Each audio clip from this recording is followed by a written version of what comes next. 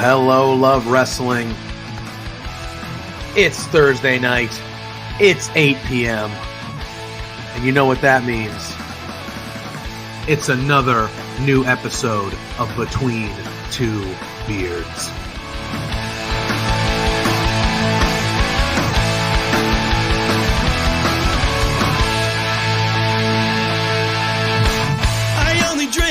Can we start off with the biggest news of the week? The Rats lost!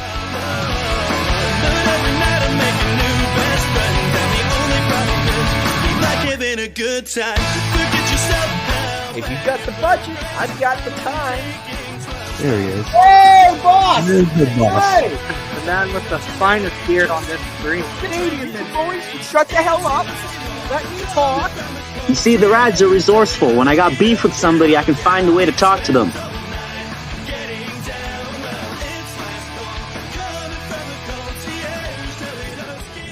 And listen between two beers.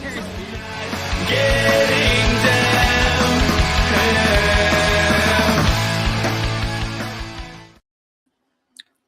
Hello, love wrestling. It is Thursday night, and it is 8 p.m., and y'all know what that means. Nope. Don't know. Still don't know. No, you don't know. It's 173 of these things, man. Yeah? It's a lot. It's a big number. All I know is StreamYard is in dark mode all of a sudden now. Yeah, I saw that. I popped on. I was like, everything's in dark mode. It's like it sets the mood. I liked it for my eyes. But hey, it's another episode of Between Two Beards. But yes. I did notice that when I logged on, I was like, oh, I don't hate it. I usually run in dark mode most things, but I'm just so used to the bright white screaming at my eyes. But I don't have it tonight. I feel nice. I'm always used to the bright white screaming at my eyes because your beard be popping. It's true. Well, I think it might line up. I I think it might line up for me that I get to be. I'm gonna actually be a Santa. I was gonna say you could be the mall Santas. Yeah. Would you be like those guys make bank, bro? But here's my question: are you going to be like a nice Santa? Or are you going to be like a typical Boston? Get out of here! We're not. First of all, we're not. Hey, get out of here, kid! I'm not going to do a Nerf gun. Hey, I'm Boston. Boston people, some of the nicest people on the planet. So I don't know what Boston people. That's not what I heard. Yeah, well, hearing things and actually seeing things are two different things. Those are the things you heard from haters that have never actually been to Boston. People in Boston take their shirt off their back to help you. They'll call you an idiot and ask you why the hell you're not wearing a shirt, you moron, but they'll give you a shirt, It's two different things. But anyway, all right, right off the top, we were reached out to early this week by our legal representation, our buddy Lawrence, and he said, can I come on and yell about football for a few minutes at the top of the show? Pluggo, your internet is brutal right now. I know. I'm actually looking. You got to figure that out, man. You might have to go with Lawrence. Me and Lawrence going to be yelling about football, just the two of us. Is that what's going to go on right now? You might have to. I'm going to have to come back. I'm going to bring him on, and you figure out what you got to do. But BRB. Yeah, okay. BRB is the kids say. Hey, I'm from Boston here. I'm a regular fucking Boston guy. This is the Boston accent that we all know and love. That is a terrible Boston accent. This is exactly what JPJ sounds like. That is a terrible Boston walking accent. Here. What? That's New York. What? We're one the same. No one knows the difference. New York. Yeah, and teams are I thought that too, Drew. I thought that was Pluggo. He was trying to make fun of Boston, as is Lawrence, but they sound like they're from New York. It's not the same thing. I know we're both in the Northeast, but it's not the same thing.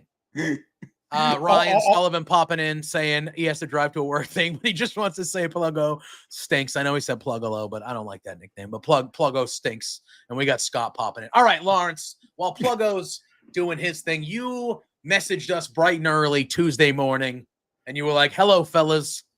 Do you have a few minutes at the beginning of the show so I can hop on and yell about football? Yeah. Now, you know me and Pluggo love football. I know Pluggo's not here in this exact moment, but your Eagles won. They're 2-1. They haven't looked great, but they're 2-1. Barkley looks great. But why do you want to come on and yell about football? I mean, 2-1, you got to be feeling okay. You got two NFC East teams that have not been playing well playing tonight, like momentarily here. But yeah, come on, talk to us. Why did you want to yell about football? Well, first off, to be fair, the Eagles were, oh yeah, sports, Drew. All sports, all the time. Welcome to Love Sports. I'm going to yell for an hour for no reason. I mean, that's what happens. Yeah. Could I go to therapy? Probably. It'd probably be a better idea. Nah, it's okay to be passionate about sports. It's okay. But to be fair, the Eagles were a overthrown pass from being 3-0. First of all, that is true. That is true. We have our buddy Joe Burrow popping, and he's saying, "Do more yelling, do more yelling." So fucking sport. Oh, damn it. 3-6. Dang it. See what the hell? I'm not blaming Joel Pearl, but some people might for that. Yeah, they might blame Joe Pearl for that. But anyway, yes. I won't. I love Joel Pearl. I will not blame Joel Pearl. But all right, yeah. So well, the two things. yeah, it's probably true. Hey, at least it ain't my fault this time. It's usually my fault. Well, that's fine. All right, continue. All right, two things. One, everyone should check out the Between Two Beards TikTok and JPJ and Pluggo's ridiculous rankings that make no sense. What do you mean? What do you mean? They make sense. You have a should have been 3-0 Philadelphia Eagles, at the same level as 1-2 teams. Yeah, because I think your coach stinks. Explain why you think he stinks. Because I watch football, and he's terrible. He's not a good coach. He inherited a good team his first year. He still has a good team. Inherited a good team. They made it to the Super Bowl. And then last year, he underperformed as the head coach. They should have been better. And I get it. You're 2-1, but you guys don't look good. If you didn't have Saquon Barkley, and if the Patriots didn't have Tom Brady, it's not the same. It's the same thing. It's only a star player that helps you win. That's the same thing. Yes, that's why they got Saquon Barkley, to help them win. That's just ridiculous. If you didn't have, it's a ridiculous point. But yes. But either way, you are where you are. And again, if you win more games, you will rise up the ranks. But you are where you are because I do not believe in your head coach. That's all. Which is fair. And I don't believe, and here's another thing I will say. I don't believe that if your team ever gets in a scenario where they're down 14 to 21 points and Jalen Hurts needs to throw the ball to get your team back in the game. Now, you guys have injuries now this year, so that's not fair. And I'm talking in general. To be clear, Jalen Hurts with injuries, with A.J. Brown gone for 2 or 3 games, is currently 4th in pass yards. I agree. That's fine. I just don't. He hasn't proven to me, from what I've seen in his career, that if you guys are in an important game and you get down 10, 14, 17, that he can throw you back into the game. I have not seen that from him yet. I mean, you're talking about one of the QBs with the best ever Super Bowl performance. And a loss. What?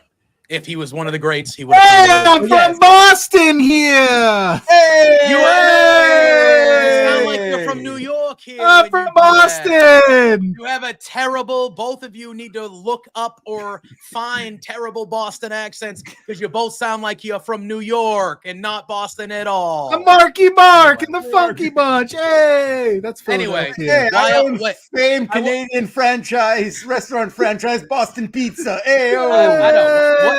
Can I ask? New England. Hey! No, come on. As someone who's from Boston, we have good pizza. No. We have good pizza, but I wouldn't say we're known for our pizza. So why is it Boston pizza? No one fucking knows. Because everything's better in Boston. Johnny Damon. You do not sound like you are from that. We don't. That is not. No ma. No ma. Big Papi. Like a mom used to make the Big Papi. All right. Anyway, do you have anything else? The green monster. Okay. I will say, that guy should have get kicked out of that game for that hit on Devontae Smith. That was. Can you stop already, please? No. Like it's getting annoying real quick. I will end the show after 15 minutes. I was. Will you? How are you going to do that? I'll just leave because now it's starting to annoy me. Because if it was an actual Boston accent, I would let it slide. But it's just so bad. I can't. It's pretty. It sounds pretty good. That's not the point I wanted to come on for. But it's the. I was the real reason. Yes, I was legitimately fuming after the New Orleans game because they made it like a team with a history of targeting players and putting bounty. Just so happens to shove one guy so far out of bounds. I saw that too. Yeah, into the bench. That was Slay, right? He got hurt too. Yeah, but he's better. He's going to be playing. Okay, he's fine-ish. But the penalty is so egregious that it wasn't. The referee didn't even just say it was a personal foul. He literally said he was pushed into the bench, like 3 yards past the coach that tried to stop him. Yeah, and then followed that up with and the hit on Devontae. Which real dirt. I thought that was dirty as hell. Yep, I thought that they was got dirty a $4,000 fine. A $4,000 fine. A fine I could pay. Derek Carr got more of a fine for doing the Michael Jackson crotch grab. Yeah, $10,000 more exactly. How do you know in today's NFL? Yeah, how is there not a flag thrown? Yeah, exactly on that play. That's what pissed me off the most. That was also good deal on the refs. Who did not blow the play dead when he's 5 yards back, leaving him completely vulnerable in what the NFL is supposed to be protecting players. It's their one job. It is literally the one job of the refs is to make sure the players are safe and protected. That's the point of the rules. It's very bananas to me. And it was what in there's a lot of penalties they call that I'm like, oh, come on, shouldn't have been a penalty. Yeah. Because they throw so many penalties to protect the players as they should. Yeah, that was as vicious as it gets. A running start to the back of the head. Yeah, came darting from over here where the play was already basically done. Yeah, and he comes booking it for 10 yards and just boom right in the back. Like, dude, how is there not a flag? At the minimum, a flag. That guy should have been thrown out of that. That was. I couldn't believe it. And you know me, I take every liberty to try to rag on Philly because of Lawrence, but that was as dirty as it got, and there wasn't even a penalty. That is incredible. That is ridiculous. Couldn't believe it. And right before, it just so happened, both penalties, Slay was shutting down on their corner. He only allowed out of targets. They targeted him twice. He was 1 for 2 for 9 yards. He had shut them down, and then he gets injured, and then they score a touchdown where they have to replace him right after. Yeah. So you're going to tell me that they didn't specifically target him? 2, right before Devontae's injury, they went 3 straight passes to Devontae. He was starting to cut him up. Yeah. And then they take a shot at him. The most dirty game I've seen in my life. And I was legitimately angry at the NFL and the New Orleans Saints. I now have a new enemy in the New Orleans Saints. Good. Maybe you'll leave my ass alone. My team's going to win 3 friggin' games. I don't need to be hearing shit from anybody. I don't need to be hearing shit from anybody. My team's going to go 3-14. The Garden. The Garden. The Garden. See, that's how you say it. Where you going? I'm going to the Garden tonight. The Garden tonight to see Jason Tatum. Yeah. When you start doing the that's not what? Nobody did that. That's what you sounded like. Hey, I'm from Boston. Hey, that we don't fucking talk like that. We're gonna clip that. Put that in the Are there 3 people from Boston here? Somehow Lawrence and Pluggo sound the most from Boston. No, it sounds like JPJ's doing an offensive Boston accent. You got somebody from New York saying, Pluggo, that was a New York City Santa you were intimidating. Like that, when somebody from New York says you sound like somebody from New York, you don't sound like somebody from Boston. It sounds like Anyway. Boston to me. Unbelievable. Lawrence, any other football thoughts on your mind before we move on? Look, He doesn't like our rankings, Pluggo. Yeah. Well, technically, Why? they're my rankings Yeah. because he says that. Well, he's just butthurt about his Eagles because I don't believe in them, and so I think they're good. And by the end of the year, I think they'll be much higher than where they are. I think they will be around. He's upset because they're 2-1. Yeah, they are. And he's upset that they're on the same tier for me as teams that are 1-2. That was his gripe. And I said, yeah, those teams that are 1-2, I feel like they're, and again, I don't think the Eagles will be, I think the Eagles can go that way too. I just feel like the teams at 1-2 are going this way, and I need to eat. I don't know. That's all. Well, if you would like to stay up to date with JPJ's NFL rankings, every Tuesday night we drop those right on our social medias at Between We Two do. Beards. At B2 I need to Beards. start shortening them up, I guess. They are a smidge long, but they're nice. They're good. Yeah. Unlike my Lawrence, camera today, my internet is bad today. It must Lawrence, be all I have to say is I understand, but your team is going to win probably 400% more games than my team this year. So I think you're going to be fine. You will have an enjoyable football season. I will not. My team is probably going to lose by 25 to the San Francisco 49ers on Sunday. So have you seen that Eagles display games? of them against the Jets last Thursday was one of the worst displays I've ever seen a football team have. Yeah. It was nothing on offense, nothing on defense. Brutal. Poor Jacoby Brissett. They did not hire him to come in and be the starting quarterback for a year for Drake May. They hired him so somebody could get killed that isn't Drake May. They signed that guy up for a hospital visit. Not cool, man. Not cool. Anyway, anything else, Lawrence? I'll just say this on Nick Sirianni.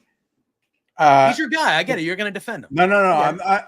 I actually, if you check my Twitter, I did say Last year when they're down 3-0 that they should fire him, but not for the reason because you were wrong in the sense when you said that he's calling the plays because he's not the play caller. It's the offensive play caller. That's fair. That's fair. That's the I will take that. At the end of the day, it was his choice. His mistakes were to go on 4th down. Those are his decisions. Yeah. During the games, and that's where he 2 straight games he cost us points. I'm just telling you. Game. And it goes back to last year. And I remember towards the end of last year, I remember your social media accounts. You were questioning Sirianni, and it's deserving. I feel like if they have another underperforming year, and I get it, they're 2-1, maybe should be 3-0, but they haven't looked great. Yeah. Oh, it's hell being an Eagles fan. Like yeah, it is they haven't looked great. We always their games are way closer than they should be. Yeah. And like the panic-inducing, like, oh god, this is gonna happen, especially after losing the end of last season, is like nonstop misery till the end of the game until all the times we somehow win. Yep, 100%. Yeah, it's a misery parade. Yep. It's all right.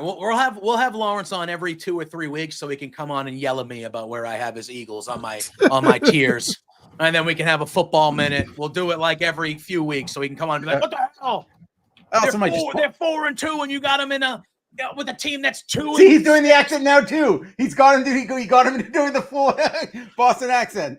I'm a man of the people. All right, I do what's entertaining. That's what I'm here for. We broke I'm him. here we to finally entertain. broke JPJ. All right? I am here to entertain.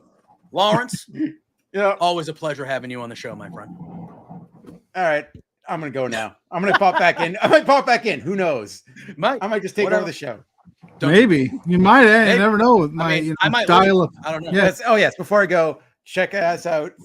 Me and whoever else. Sundays on the Brunch Gimmick, the weekly wrestling catch-up show.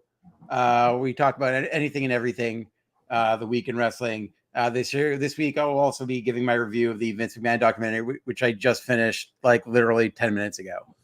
Or like literally right before I went on live here. Yeah. Which is like a big conversation to have. It's not easy. No. Yeah. And you guys will be talking about it soon. There's a lot talking about. Yeah, we're going to be talking about here in a few minutes. So go listen on Sunday, 1 p.m. Eastern Standard Time every Sunday. Lawrence is almost always there every week. So he's really the main guy that's there every week, the host, you could say. Yeah, and they're going to be talking about a lot of things that happened this week. But The host with the most. Yeah, and our Vince lawyer documentary. keeps us out of Obviously, trouble. it is a touchy subject, and it is like that, but it is, something that's going to be talked about at length here on a lot of different platforms and stuff. So go check out Brunch on Sunday, Lawrence. Always welcome, my friend. Later, guys. Have fun having at least a football season this year, because I don't know what that's like. So, all right. Take it easy, Lawrence. See you later, buddy. Our legal representation, Lawrence Cartier, going up. See, I'm like, I moved the Eagles up this week. I thought I did all right. Yeah, I don't know. Yeah, and they won. I don't know. They won. I was complimentary for the most part. I just don't. I missed most of that I don't like the conversation because I'm trying to figure out why my internet access. You know how many coaches I actually like in the NFL? Like 3. I think there's like 3 good coaches, and the rest of them are all middling bullshit. And my team has one of those middling bullshitters for now. But like, I think there's legitimately like 3 good coaches. Shanahan, McVay, and I don't even know if I can name. Oh, did you guys piss off Joe Andy Pearl? Reid. He's yelling in all caps in the chat room. Well, he yelled because Lawrence was yelling when Joe Pearl got here, and he said, "Do more yelling." And then Lawrence immediately dropped an F-bomb 6 minutes into the show, and then Joel said, "Do less swearing." Well, I mean, you know how we operate here. If we need to I said, counteract the demonetization with a super chat, that's how we roll. Yeah. But Tyler says, we got these hell yeah. What's going on, Tyler? How we doing, buddy? I mean, all right. I'm trying to be a stud, but even it's not going good today. It's not a good day. Out, man. You got everything good? No, I don't. You got to get that higher internet, bro. I don't know. I have a pretty high internet. I don't know how much higher you get the can fastest speed available, man. You got to go all the way. Maybe I need to hit up millispeeds, whatever the hell you need. You got to call and go, "Hey, my shit's too slow." Maybe I need to call Zach Braft and get some T-Mobile home wireless internet. It's not. I've heard that shit sucks, though. I'm a T-Mobile phone guy through and through. I've had T-Mobile since I was my first phone. I've never. Did you ever have a sidekick? Yeah. Those things were dope early on. Yeah. I had the Nokia flip phone. Come on, bro. You know. Yeah. You know. All right. Our next guest is like, no, I don't know. I'm not 48 years old like you piece of trash. But I hope our next guest has a better Boston accent than us.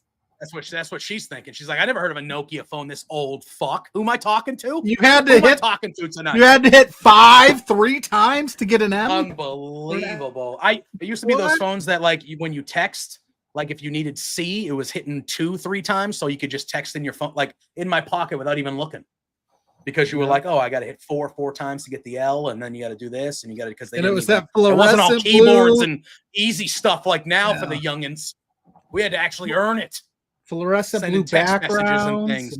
Anyway, we have one of our favorites returning. She was at Grand Slam last night, so we were originally bringing her on to chat Grand Slam. She was there. She was in the building. I wanted some reaction. I had my show with Drew earlier today. Firmly, he was there. I wanted another point of view. So we're going to talk about that. But then when we were talking, we realized that she also has watched the Vince McMahon documentary. So we said, why don't you pop on a little earlier than the intended time and let's just kind of do this whole thing. Let's just do this whole thing. So Top Golf legend, con legend, not like con artist, not con artist, con woman. You just call her a con artist? No. Con in a good way, like the Comic Cons, the Wrestle Cons, whatever you want to call them.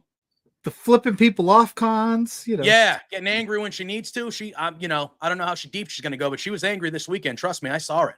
I saw it in person. The one, the only, the fantastic Kimmy Sokol is here. Kimmy! Hi! I don't know how to do it. Hi, I don't know how to do an accent, so we're not gonna go down that. Oh, do it. Kimmy knows. She's. You just gotta go. You just say no, ma. I'm not insulting him. I'm not coming in hot and just insulting Joe like the rest of these people. Disrespect, really. You know who disrespected me? Can I guess? I think you can. Is it Sean Ross Sapp? It is Sean Ross Sapp. Unbelievable. He's never gonna stop, Kimmy. Let me tell you, he comes into the building, and I'm texting him because, he's not from New York. He doesn't know where to go. He's coming into my home state, my home city, my turf. This is Kimmy turf. This is not, Cleveland. Are you from Queens? Well, I'm from New York City. So, okay. Manhattan? my Staten Island, Oh, hell yeah. All right. Fair. the worst borough. Anyway, so Wow. this is All right. Well, it's true. So what's the it's best? not. Brooklyn? I would say Manhattan, but it's also really overpriced. But Yeah. if you need stuff to do, go to Manhattan. Yeah. Anyway, I feel like so Brooklyn's like the hipster one. yeah, The hipster-ish, or it was. It's probably too. my everything's too fancy now, grandparents but live in Brooklyn. I like Brooklyn. New York's not far from me, so I go to New York often-ish, and yeah, I've always. Did dug you there. know, Anyway, Kimmy, continue. that JPJ is a New York Jets fan? I Not true. heard. I had Not it in. Well, I heard your football rant in the background, but we don't need to talk about that anymore. We're going to talk about Sean Ross Sapp. So Tyler's He's- saying Kimmy's shooting from the hip. Watch out. I have to. So he's texting me. He doesn't know where to go. He's a lost boy. Boo hoo hoo. So now he's like, okay, I'm in section 126. I'm like, I'm in section 126. Amazing. So I was a couple rows up from where everybody else was. I didn't mind. I'm like, okay, whatever. Sean comes in, sees the row I'm in, sees the row he's in. He goes, oh, I can't hear you from all the way up there. Kimmy's so far away from us. And then he takes the picture, which was my promotional picture for this podcast, which I don't know which one of you I got to fight for that. Because I Him. didn't even. That's him. Okay, I didn't What? even Also- What? that What? picture. No, I'm not. Nope. I had nothing to do with it. I had nothing to do with it. What are you talking about? I don't run the graphics here. We live together. Well, look at. Yeah. No. Live together. Die together. Run together. Whatever it is. It was him. That was him. That was all. That was all him. I literally posted. She just got the message like kill Pluggo. That's what she just. No, I didn't. It was a picture of my friend in Florida. I posted so many nice pictures you could have used, but you used the one I didn't consent to. He took without my knowledge. You know how You were You're flipping him. You're flipping flipping him off! the bird, though, Kimmy. You're flipping him the bird. You're because flipping why him off. not? It's But not I because didn't. you saw him taking the picture. I did, but that again, he didn't ask me. Let's take a picture. I never agreed. This is a consent issue, so it's on him. Well, and on then that note- Kate, a very nice Yeah. person, Oh yeah. let me sit with them. Oh, that was So nice of her to make me sit. And then you know who sat next to me the whole time? Sean Who? Ross Sapp.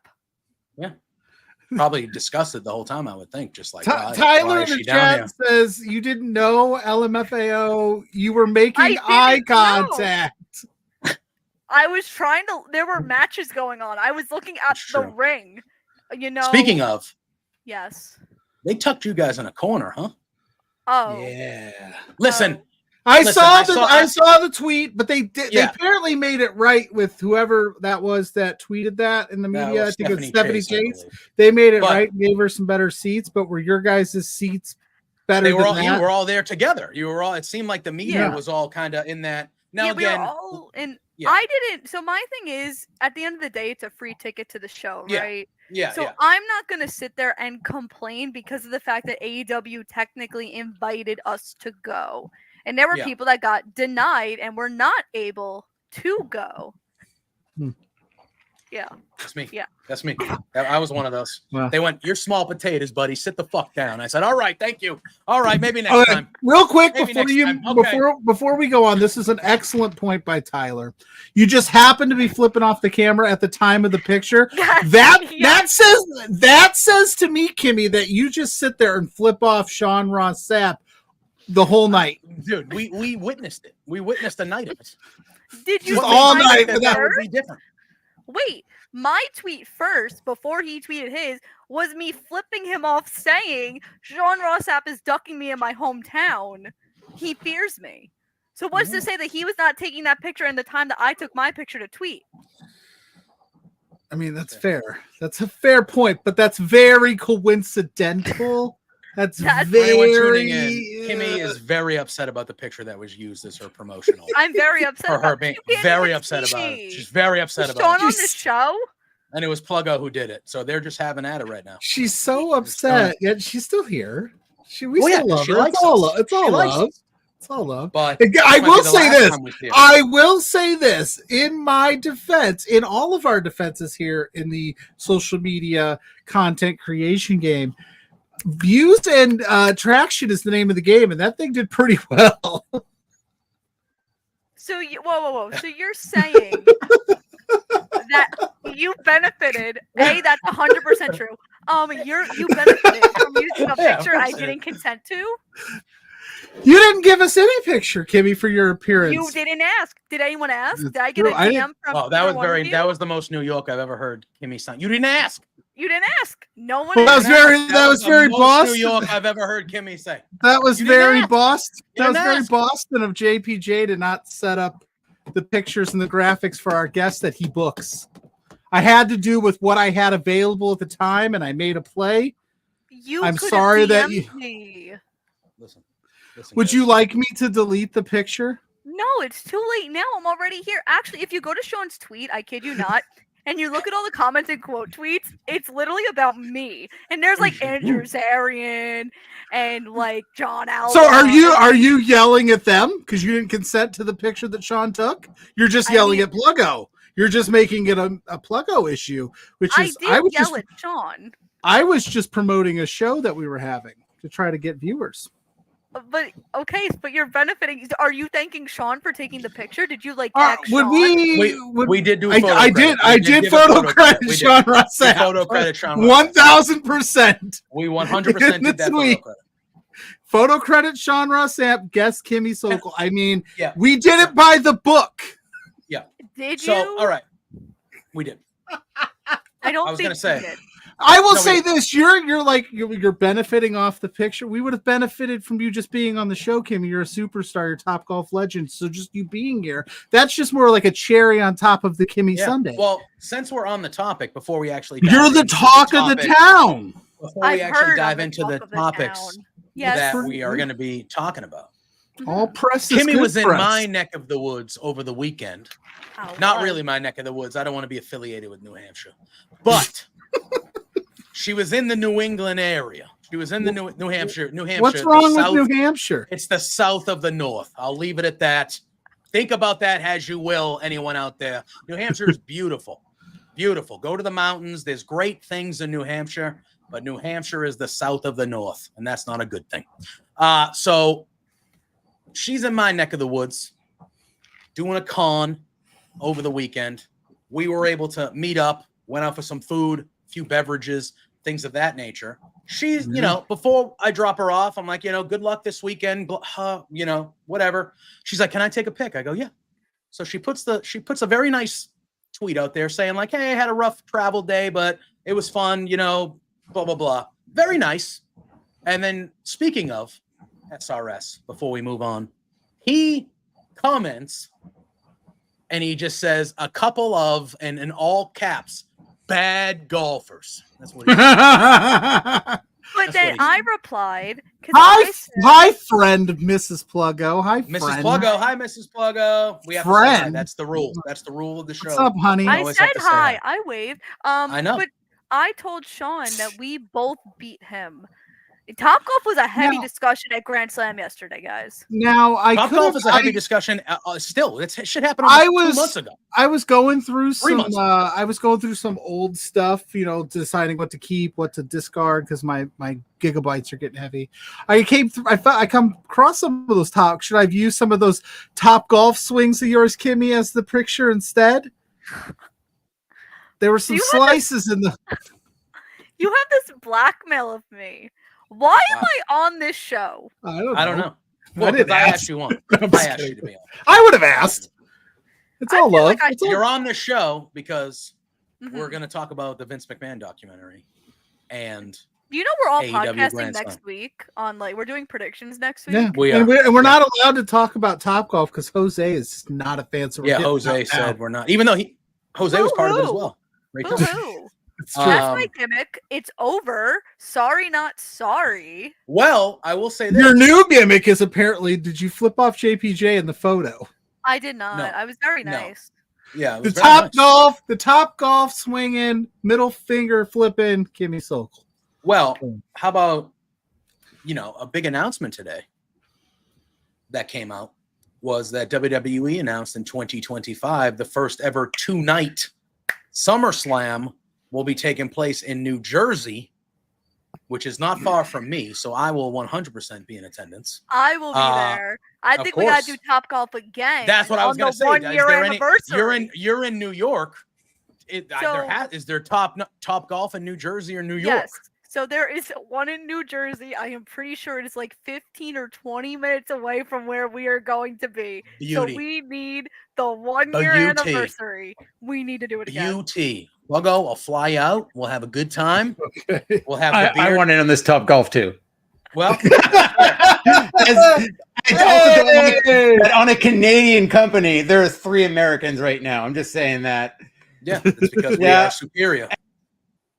So, all right. I was simply going to say superior we're than the United everyone. States division of Love Wrestling, but Let me make I'll say sure. Let's Look, see. I will say it. I love Canadian people. They're great, but I mean, come on, it's not even a competition.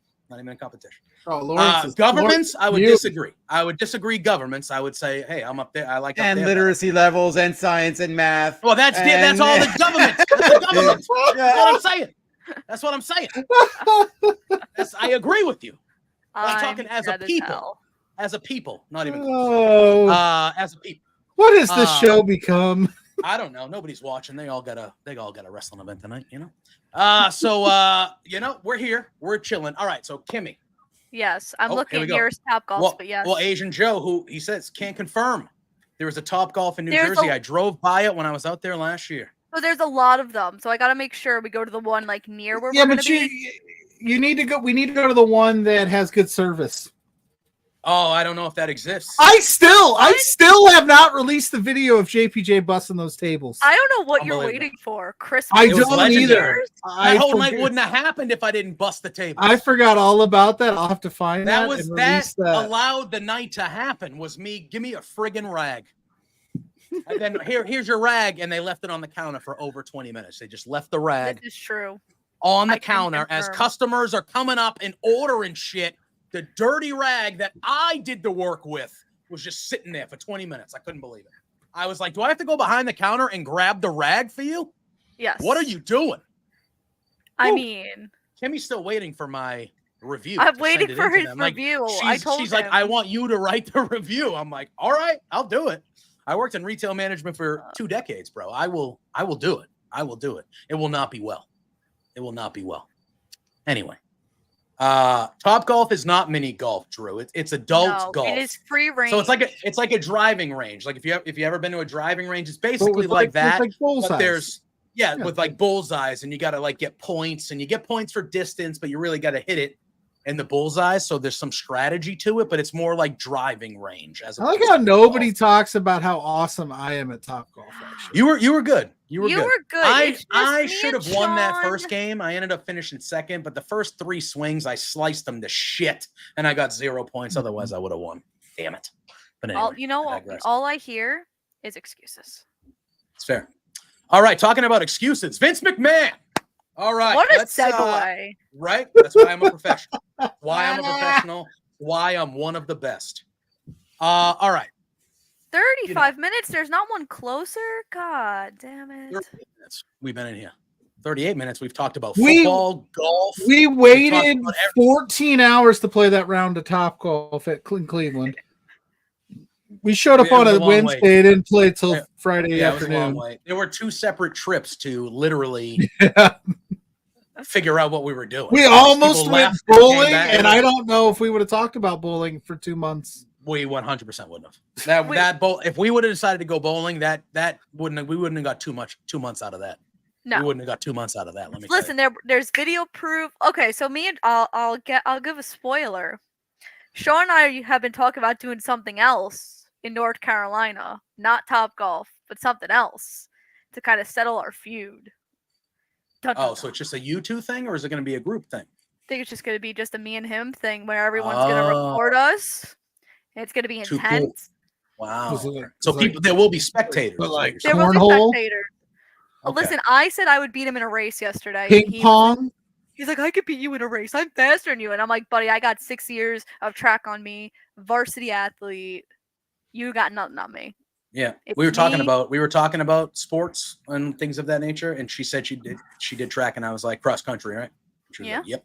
I said, my son does cross country. I just knew it. I was like, it was cross country. And she was like, yeah, I'm not built to be a sprinter. And I said, cross country. According to his coach, According to my son's coach, he's the best underclassman on the team, and this is the first year he's ever done it. So, Really? Killing it. He's pretty good. He's my son is the opposite of me. He's like 6'1" and like has muscles and like sounds like a real, man. And I'm just like, "Hi, son, I love you." He's like, "Thanks, Dad." He's like, "Hey, yeah. All right, Dad, I gotta go work out. I love you, but I gotta go." Which is fine.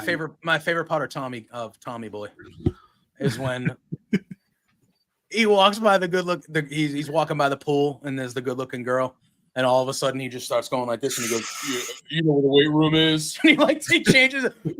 I'll check it. And he just walks off. But yeah, he's dominating the cross country scene up there in Michigan. So good for him. In Michigan. Yeah, he goes. They got a good cross country scene in Michigan. I guess I don't know. Fair enough. I don't really understand. Like, I understand cross country. Like, I don't want to sound like an idiot. What is there not to understand? They run for a long time. Right, yeah. Like, but that's what I'm saying. Like, I don't know. Time. Like, I don't know if when he goes to these meets, are these people like the top of the top in the state, or are these just like these were just good kids in this meet? I don't know. But he's dominating. That's all I know. So that's all that matters sometimes. Yeah. Well, there's smaller meets and there's bigger meets. So you have matches where it could be one school versus one school. Not matches. Meets. But is a one school versus one school a meet? That's a dual meet. That's a dual meet. Okay. Yeah. So you have those, and then you have your bigger meets that are like the whole. The only dual meet I know about is when I put turkey and ham on a sandwich. Fair enough. You don't get that dual meat tray at a barbecue joint? Come on, man. Oh my God. I am so sending this to my coach tomorrow and being like, I talked about track on a podcast. There's a lot of people coming out to WrestleCade. JPJ might be coming out to WrestleCade. I might. Yes, I need to email that fella, but I think there's a chance I might be coming down there. So, LJ will also be at WrestleCade. Yeah, LJ will be there. Bunch of us down there. Very excited. It's one of my favorite. I'll plug it. WrestleCade is one of my favorite shows of the year. Always takes place during Thanksgiving weekend. We got Sting. We got Tony Storm. We got Juice Robinson. We got Mick Foley. And there's probably going to be around over 100 wrestling talent going to be announced for this show. There's a TNA pay-per-view the night before the convention. There's a huge super show Saturday night. All wrestling for 3 straight days in a season where you're supposed to be grateful. So be grateful for professional wrestling. Come to North Carolina. Go to Winston-Salem. Go to WrestleCade. And you can see me and Sean probably yell at each other for a solid amount of hours. Can you guys tell Mick Foley I love him? Just be like, Pluggo loves you, and just have to be all. Would you like me to tell him that in about a month when I see him? Yeah. Yeah. At least he's like on my Mount Rushmore of favorite wrestlers of all time. Is he really? Well, he is, because he's the first guy. He's the first guy that I ever saw that I was like, I get that. He's kind of like me. Yeah. So he kind of looks like I love regular Mick guy. He's go. Anyway. Okay. So now we I think can talk about the Vince talk now. I'm sorry. That was very necessary for us to talk about. No, it's okay. It's okay. Well, you mentioned Mick Foley, and Mick Foley that top golf game for 3 months. Literally, like it's like, hey man, look at it. We're getting good content out of it. I know we are. It's awesome. Never gonna die. It's never gonna die. Listen, the Love Wrestling CA Twitter literally just tweeted it's golf superstar and tagged me. So this is my gimmick. Did they ask for your consent before you? No, but you know what? They actually put me over and not posted a picture of me. It's a public picture on public. All right, can we come on? For the love of God! It's not like I hacked your phone. For the love of, how many times am I going to try to have us talk about actual wrestling tonight? For the love of God! This is why I'm booked on Honor Ramble, because we never talk about Ring of Honor. We talk about everything else that goes on but Ring of Honor. That's fair. But I'm telling you right now, we're going to start talking about some effing wrestling. So boring. I know. It's the worst. It's the worst.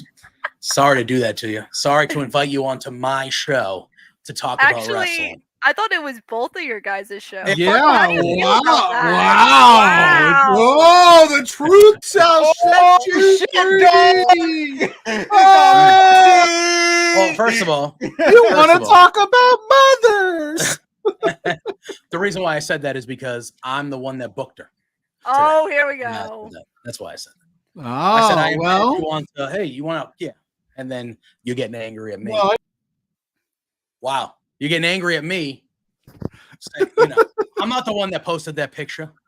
it's on anyway. Oh no, we're gonna have coming next Thursday live at 8 p.m. Firmly Beers with JPJ and Drew Nicholas. They talk about everything from the world of professional wrestling and sports.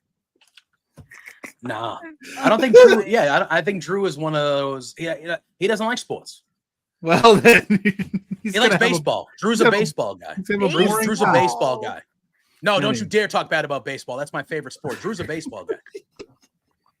But he doesn't know anything about football. I think football is the one that to be your co-host, he better learn. No, that's what I'm saying. We would be able to talk about baseball. Baseball's ending. Right. So you'd have to talk. Yeah, I guess you'd have to talk about wrestling. I guess it works out. Plus, he's a Yankee fan. What am I going to do with that? It's gross. So what? Give me that face. We'll go for another 10 minutes not talking about wrestling. You're going to start talking about Yankees around here. I don't mind not talking about wrestling. I don't mind it either. Kimmy and I vibe. Kimmy and I definitely are vibing right now because I get it. And I'm the same way. This is why people are here, but a lot of people are here to actually see what we talk about, what we mention in the titles and the pictures. I don't know if that's true either. I don't know if that's true. I think it is. But anyway, great. Now I'm angry about now I'm already thinking about the Yankees and I'm pissed. So that's just all it takes. That's all it takes. What's your Red Sox that brings you the most peace? Just being like Trot Nixon, JD Drew. No, JD Drew. Get the Dave Roberts stealing second. No, it's David Ortiz, dude. It's Pedro and David Ortiz. But I'm saying, there's levels. Yeah, dude. You just got to start thinking about positive Red Sox moments, and then you calm down. No, there is nothing positive to say about the Boston Red Sox. Embarrassment of a franchise. I'm clipping that too. Embarrassment. That sounded really Boston, New York. 3 straight years. No, they're not New Yorkers. That sounded like Boston, not like how they sounded earlier. 3 straight years of not making the playoffs. 3 straight years.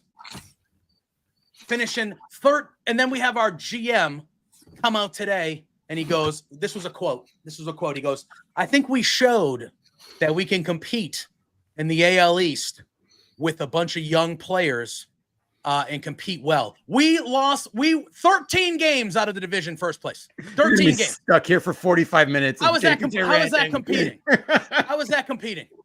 Look, are we bringing views though? If we're bringing views, then we're doing something right. We're doing fine. We're doing fine.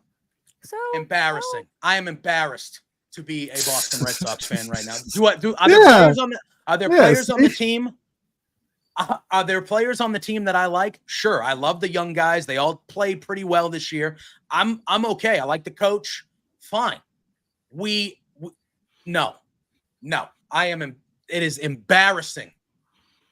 We have our GM. He's talking like he's already making excuses for them because they're not going to do anything in free agency. Like he's already making the excuses for when they don't spend more money again. Everyone's cutting promos tonight, LJ. Hi, LJ. I just texted her. I'm like, I cut another promo on Sean. She's like, what? All right. But now we got to talk about the Vince documentary before JPJ either throws me off. No, it's fine. Now I'm thinking about the Boston Red Sox and how disgusted I am. And that's, it's fine. It's fine. At least all I got is the Celtics. All I got is the Celtics right now. It's fine. We're fine. Defending champions. We're going to be good. Jason Tatum going to win the MVP this year. Go book it. Go book it. Sports? Sports, yeah. Kimmy's like, I don't care about basketball at all. But it's fine. All right. Jesus. Oh, no. Pluggo, don't look. Double J! No! That was last week. Last week in our 2-hour and 13-minute show, we talked about Jeff Jarrett for over 40 minutes. And you're all yelling for no reason. It was for over 40 minutes we talked about Jeff Jarrett for no reason. For no reason.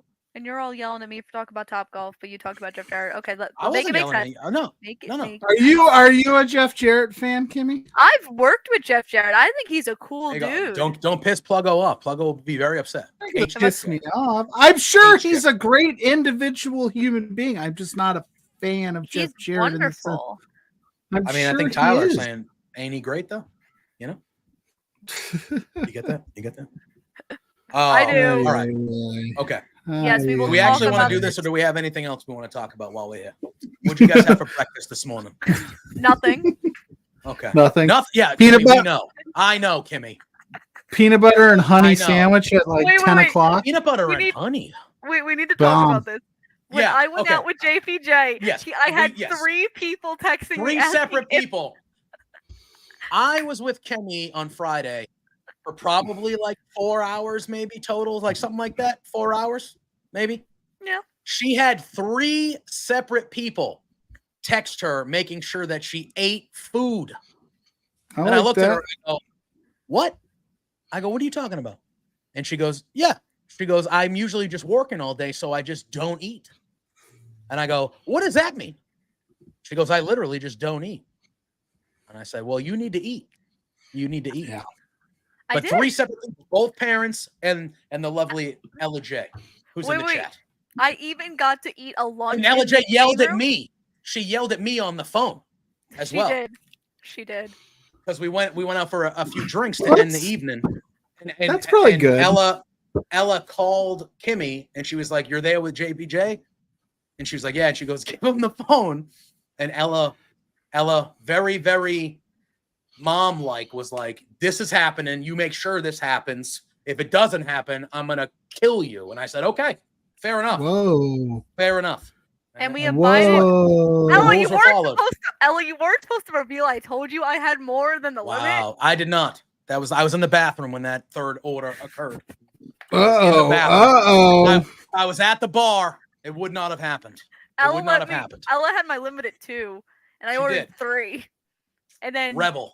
when she I also called knew- me, Yeah. she was like, I was, yeah. And then when I saw that she had 3, I was like, yeah. And she was like, yeah, I'm fine. I'm like, but I also knew that I was driving, like I was, Yeah. So I was also like, look, she's got to get back to the hotel. I'm driving. Like, she's going to be fine. Like, People- nothing bad's People gonna happen. care. That's a good thing. I know, I'm very Don't- thankful. don't- I got a lunch in the green room, and I sent my picture to Ella. It was rice and chicken. It was build your own burrito bowl in the green room. Oh, very nice. I was Oh, like, snap. ooh. Why is that comment still up on the screen? Why is that comment still there? What are we doing? I don't know. That is above Comment's my been there pay for like grade. 5 minutes. I'm not Why is even. it I'm there? not even. I did not touch I'm it. not- I didn't I touch a didn't button. do I it. didn't touch You it. do I it. didn't do it. For the love of God, falling apart here. Falling apart. Oh boy, I had nothing to Tyler do agrees with though. He that. says on show days he don't eat all day. He only has energy drink. But That's you real. have to remember, I'm dealing with money, right? So I don't want to eat and touch money. That's fair. That's fair. Then I'm touching people's phones. Don't want to touch people's phones. No, it's just disgusting. I'd rather suffer and not eat than. And I usually die. I'll usually almost pass out, and we'll get to that point. It happened in But Cleveland. that's what I'm saying. That's why you need to eat. At least have like a cracker. Crap. something. What am I gonna do A with granola a cracker? bar? You can't put a cracker. granola bar in your pocket. I can, but A banana? I'm a very busy person when it comes to work. I would forget. You would Okay. forget if you had a banana right in front of you. You should You're hire an looking at a banana? assistant to just throw snacks towards Yeah, you. just Like, like eat throw this. food at you. Granola bars. I'll and, do it. you know. I'll do it. I'll just start throwing like, I don't know, something. Just like, here, eat this. Yeah, Kim, just eat it. That's a. I don't know. Look, something. I'm so happy that so many people care about my health. Yeah. Thank you. That's a Thank good you thing. all. Yeah. I As know. they should. I'm not being they sarcastic. should. I'm very grateful. Yeah, it was impressive. I Ella. was like nobody checks in on me like that. Everyone they don't care if I'm alive. But that's how else am I supposed to take that, Kimmy? Nobody's checking to see if I'm eating right. The hell? Where do you get that in life? Son of a bitch. Anyway. Wait, Ella, I did listen to you. I said Ella my breakfast, lunch, No, and dinner. no. How do you think I feel? Ella, now she thinks that I've abandoned her trust. when I had nothing to do with it. I was bamboozled by Kimmy. Bamboozled by Kimmy. And now I'm the bad guy. I'm usually the bad guy in every situation, so as long as it's not me. Unbelievable. I'm so happy. You got Tyler saying I'm DMing you every 6 hours now. I'm so happy that within like the 30 minutes I've been on this. What do you mean it's my fault? Wow. All right. Listen, as long as we know, as long as everything is square. Anyway. I'm happy I have. Do we even want to talk? It's been an hour, dude. Do we even want to talk about anything? We, I don't even know. I've been trying to have us talk about this friggin' document. I'm ready. Not even Let's that go. It's not even that I want to, but I feel like we got it, you know. It's just like yeah, kinda, you know. I don't know. All right. I'll just ask right off the shoot, Kimmy. Yes. You are the guest. We'll start with you. You have watched the whole thing. How, in general, how do you feel about? So the one thing I will say is the history. The history buff in me loved going through the history of everything from the beginning. Yeah. And I thought they did a very good job in doing that. I think a lot of the earlier episodes were a little bit more in depth than like the last 2 episodes. You know, I think they should have tried to interview people after the stuff came out because they were very, like we talked about this before we went live. They were very like, these were all recorded before this came out. Yes. These people might not feel the same way anymore. Where like you could have kind of solved that issue a little bit. I think it was very telling that Vince canceled everything from the first allegation that came out. I think it's very telling of, you know, read between the lines of what you think is going to happen next. Yeah. And I feel like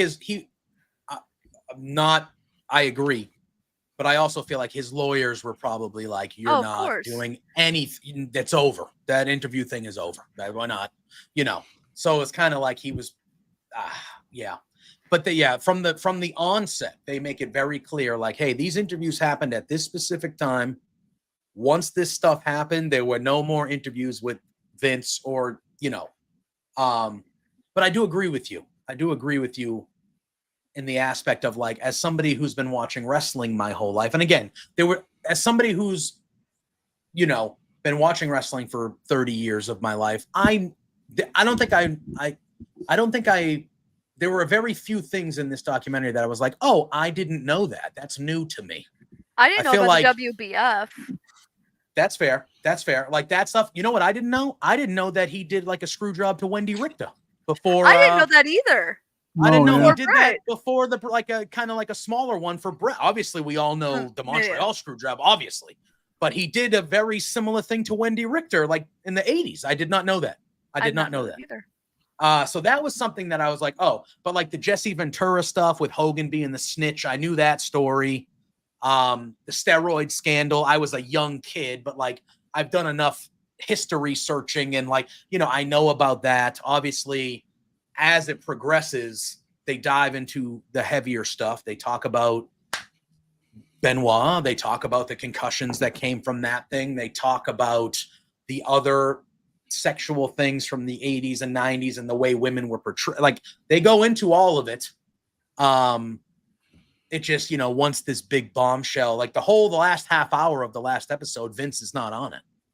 Because they say, hey, this is where he stopped talking to us. Like, this is where it is. And then it's just kind of like, it's really the last half hour. They feel like, all right, guys, like, come to your own conclusion. Like, it very much, for me, portrayed. They were trying to give you evidence for the viewer to kind of come up with the conclusion of whether you thought the Mr. McMahon character was separate from him or they were the same guy. That's kind of the vibe I got from it. I also think they did a good job at like the end of every episode, like filling in this lawsuit was settled. This is what happened. So like you're not like having to Google it. Like they very much was like, I will tell you what happened. And I thought that was really good too. We filmed this in 2022. A lot has come out since. Yeah. Because that's what I sat and I watched it today before the show. And like you said, I know pretty much all of that stuff because I'm a fan. Now, if you were just somebody on Netflix who didn't know and you pop that on, it's a really well done documentary in my opinion. Well I mean, done. I did, like you said, Kimi, I did feel like maybe they were really in depth in the first couple of episodes that, with a lot of stuff. And I thought, oh, we're really going to get into some stuff here. And then they did kind of fly through like the Snuka stuff. They flied through that, but there was a lot more to that than they talked about. And then it's just like, what came out. So you're sitting there going like, oh, this is just, and then everybody's speaking fairly highly of Vince throughout all of it. Obviously, again, they would make sure to post this interview was 2022. And then when they fast forwarded to 2024, you're like, oh, even Bruce, man, at the end there. Yeah, Bruce, they made Bruce Pritchard look real. I mean, and again, he made himself look like that. Yeah, he like an idiot. It wasn't them.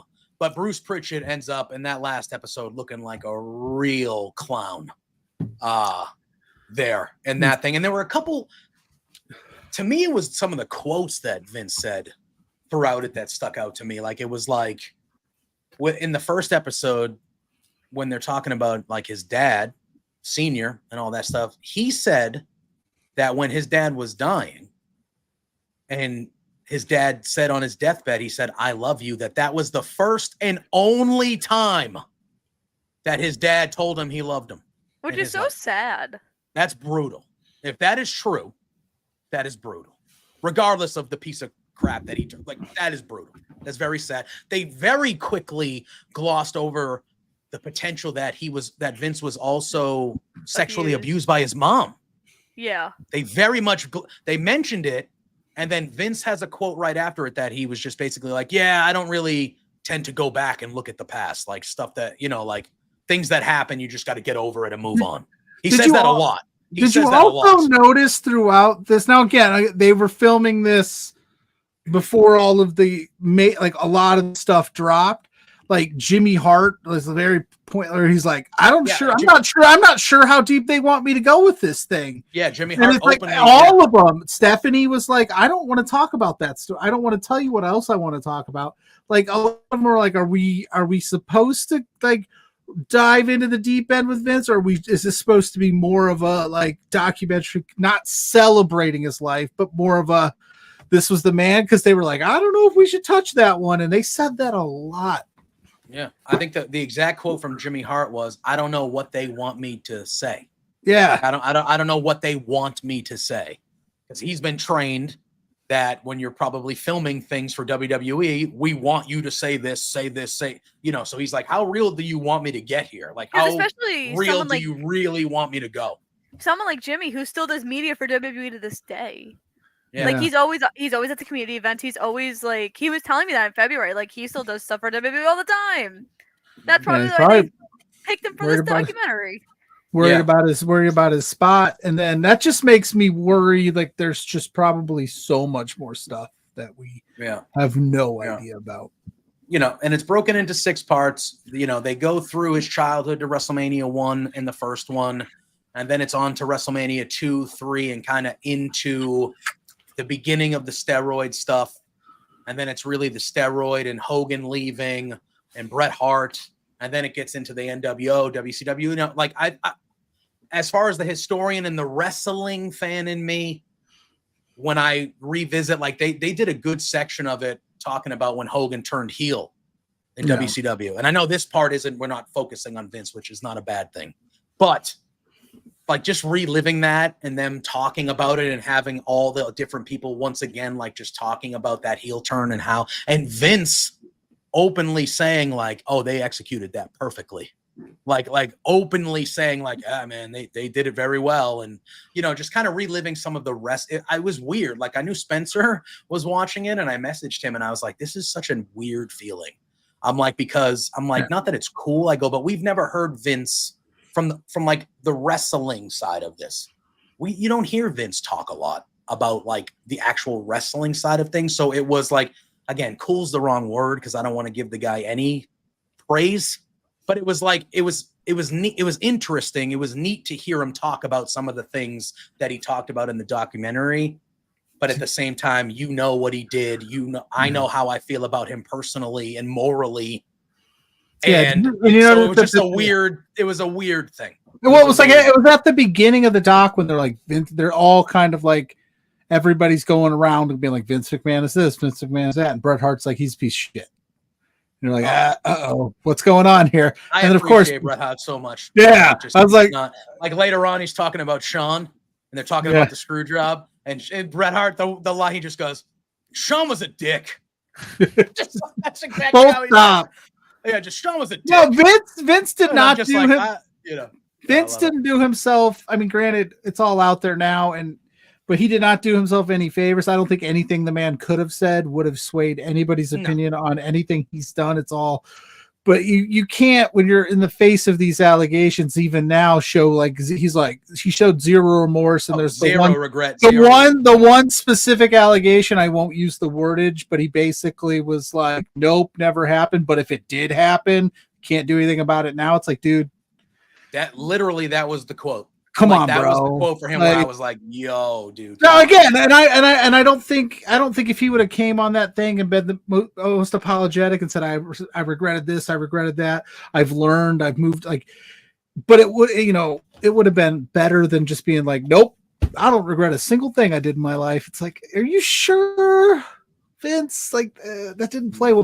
There's the reason the story came out when this came out, that he tried to buy back all this footage from Netflix unsuccessfully, because it just did not. It was weird. It was a weird watch, knowing what we know now, knowing that that's not actually in all of this documentary because it was shot so long ago. It's like, rough. Yeah, woof.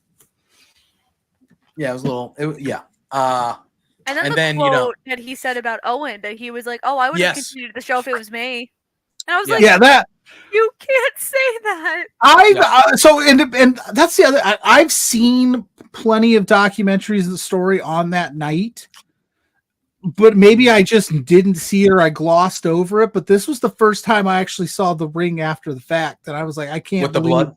Yeah, like I was just, and you can see the Undertaker literally wrestling, and he like stares at it. And it's like how have a could footage you? of him, and he's just like looking at it. And he's like, these fans came for a live show, not to see someone die. Yes, that's a factually correct statement. But things happen. You stop the show, my guy. Yeah. That was one of the ones where it was like, that was one of the quotes where he was just like, luckily it happened when the lights were off, so nobody in the arena really saw it happen. And that exact quote, though, these people here, they didn't see it happen. They paid money to be in that arena to watch a show, not to watch somebody die. People not see that, but all right. I was like, wow. What also was like in the back of my head the whole time was like, this is Vince agreed to do this. Vince knew what was coming, was able to sit there and answer these questions. He said what he said about Owen then. I can't imagine in 99 what he's saying backstage. You know what I mean? Like, we got to, like, he's like, we got to keep the show going, but he's very calm, cool, collected. I can't imagine, like, he's with that. I bet the lines were definitely blurred. I sit there and go, that character was more him than he made it out to be in that documentary. That's for sure. Because, yeah. And then you have, the episode about the family. I think that's the 5th episode, the second to last one. So sad. Poor Shane. I felt bad for Shane. Shane, like I felt terrible for Shane. I'm like, God damn, dude. Like when he said he's about to go out to WrestleMania and his kids were there and they came out with him, I started to get like emotional about it. And I'm just thinking like, all Shane wants is his father's approval, and his dad's like, which if you so that's the last finally episode. get it. You're talking about that, and then they show that moment, and this was the only time that Vince looked like an actual human being, and this whole documentary was they show Shane after his match with Mania, at Mania with Taker at 32, and he goes back there, and he hugs Vince, and you see only Shane's back, and you see Vince's face, and he's clearly emotional. Vince starts crying. He gives him a kiss. You can see Vince say, "I love you too, Shane." And Shane is talking at this point, and he's saying, and Shane's emotional talking. And he says, "Yeah," he goes, "I earned that one that night." He goes, "I earned that one." He goes, "I've been waiting to hear." Had to jump. He goes, "Those I love yous don't come. They don't come often. I That's all I want. Isn't that crazy to think about, though? But if you go back to the first episode, Vince says he didn't. I know, but listen, but let me finish. Isn't that crazy, though, that like you wanted that from your father from all those years, but that you don't just give that to your son because your dad didn't do it, but it messed you up? That's what's weird to me. Like, my dad was a very loving guy, but if I was like, I wouldn't want to turn around and do that to my kids. That was weird to me. But I guess people, people's minds work in different ways. But yeah, poor Shane. Yeah, but a lot of people, especially, not trying to be age whatist or whatever, but like a lot of different generations, especially from further back, it's not sure. The mentality isn't, I didn't get that, so I want to make sure that the next person gets it. It's, I didn't get that, so they'll live not getting it either. Oh, for sure. And that's, but like, yeah, when that whole part at the end with Shane, when he was getting emotional and talking about that, I was on watching it just going, yeah, you were looking for that the same way that he was looking for. And that's why that's why this dynamic is that dynamic. And it was just, yeah. I wanted more into why Stephanie left. Bruce was like, they started. Bruce was like, those idiots don't know. They're just making up. So Bruce was such a dick. Yeah. Bruce 100% knows, Mr. Yeah. He goes, I don't even power. Yeah. I don't even know. Yeah. And yeah, I mean, if I were Bruce, I almost feel like they cut that last scene for him to look like that because he said what he said about the documentary, because they bring Bruce in for a 2024 interview. And he looks like he's struggling to walk. Yeah, he looks like he's in trouble a little bit, but like they bring him in for a more recent interview. I think it was 2024 interview. Yes, and the guy January. So the guy asks him flat out. He says, "Hey, you saw some of the episodes?" Because they probably had some rough cuts or something. And he goes, "Yeah." And he goes, "All right, honest feedback. Like, what'd you think?" And Bruce Pritchett immediately just goes, "I thought they sucked." And the guy goes, "Oh, really?" He goes, "Why?" And he goes, "It was a hit piece. It wasn't trying to show Vince as a human being. It was just, how can we make Vince look bad here? How can we make Vince look bad here? How can we make Vince look bad here?" And then the guy, I think, asks a follow-up question. And Pritchard is like, "Yeah, it was very one-sided. It was very this. Like, you guys were portraying Vince to be this horrible asshole and then he tells a personal story about his wife got sick and Vince helped them, and like, okay, well, I was gonna say that was a nice thing that Vince did, but that doesn't make I'm sure excuse, like I'm 100% sure without a shadow of a doubt that Vince McMahon probably did a bunch of nice things over the course of his lifetime to all various those wrestlers people. Still say there was a whole the father figure he was to all of them. But that does not erase all of the absolute atrocities that he had. Even out. It doesn't work that way. No, and we mentioned we mentioned Mick Foley. Mick Foley last week was somewhere, and he got asked a question about Vince, and he gave one of those answers. He said, "I wouldn't have had the career that I had if Vince didn't take a chance on me. So I choose to remember Vince the way that I want to remember him." And I'm sitting there going, that is not how this works. That is not how this works. That it's just not how it works, man.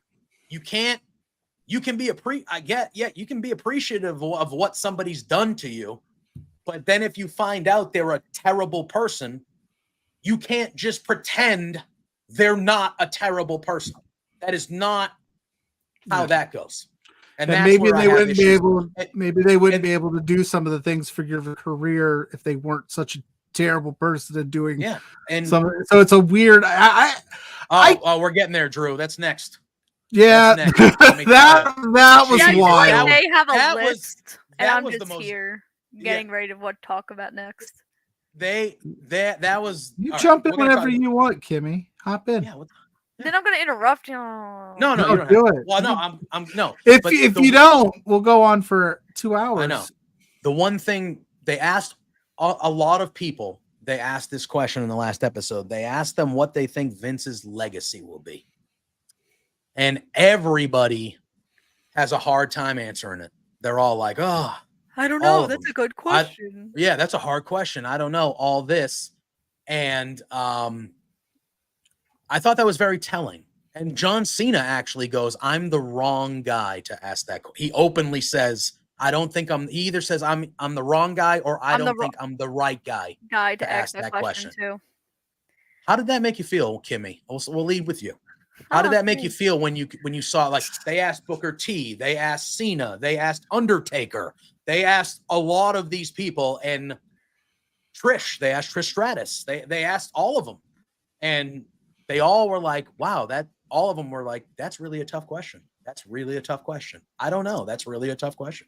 So I firmly believe this is the one part of like how WWE was involved in this documentary of picking people that they knew was going to tell somewhat of a good side of Vince to like portray it as, you know, what Bruce wanted, the good side of Vince, which is why if you look, it's all of really Vince's favorite people.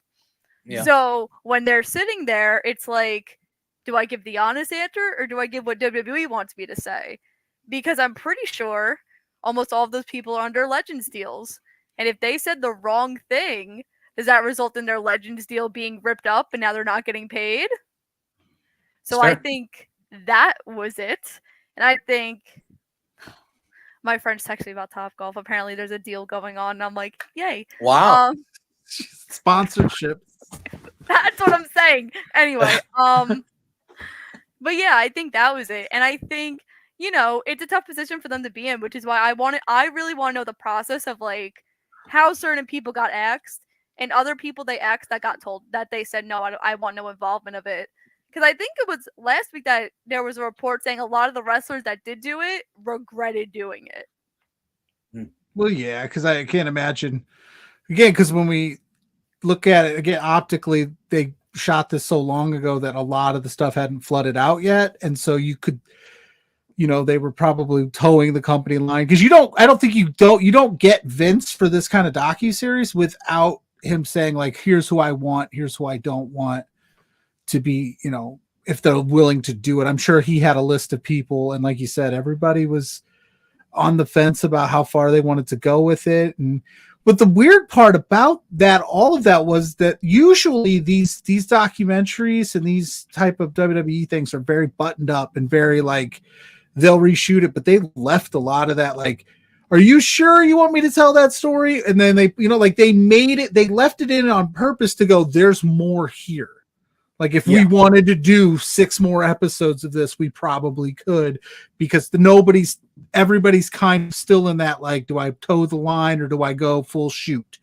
I think the only one that didn't hesitate was Tony Atlas the whole time. Yeah. Like he was just like, yep, boom, I'll tell you everything you got to know. Because what's he got to lose, you know? It's true. That's Drew saying that's why he's kind of reluctant to watch it, because it's primarily Vince people giving answers to please Vince and make him look good. I think he didn't look good. I'll tell you that, Drew. No, I was going to say, I think the documentary, yes, there were, you know, you would have loved to seen more recent interviews, especially after, you know, we found out everything that we found out. But I do think the documentary it's not a puff piece for Vince. Like, it's not one of those things. Like, it definitely does not make him look good, in my opinion. I would have liked other people that maybe would have said maybe some more stuff about some things. I would have liked, you know, they talked about Jesse Ventura a lot, and the before WrestleMania 2 when he was trying to do the union, and they talked about Hogan snitching and all that stuff, and they had Hogan on there obviously, but like you couldn't at least get Jesse Ventura to pop on and talk about like his side of that, to push back a little. Like there's things like that. Obviously we're talking about a way more, you know, there's other things that are way more, you know, stuff like that. But like, you know, there were things like that where there was like, you know, they did have the reporters, like that Mushnick guy who was big on the steroid stuff and was really pushing for Vince to really get it. And they downright asked him, why were you going so hard for Vince? And he was like, because he's a bad guy. Because he's a bad guy. That's why I'm going after him. And I was like, that's fair. That's fair. And like they talked to him, and he was not talking the greatest about Vince the whole time. Meltzer was wishy, you know, what Meltzer went back and forth.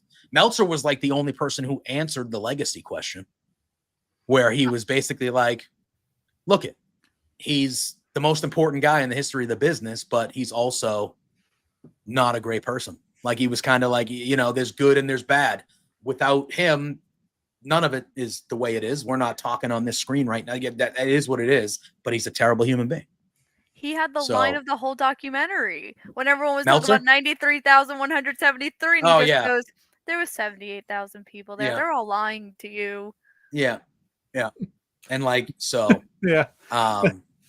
Listen, I understand. I didn't know that he had to convince Andre to come back to wrestle because I was not into wrestling. Have you seen the Andre doc that they did on I HBO? did see the Andre doc, but I don't remember. Did they? I don't That's remember a great that. documentary. That is a great documentary.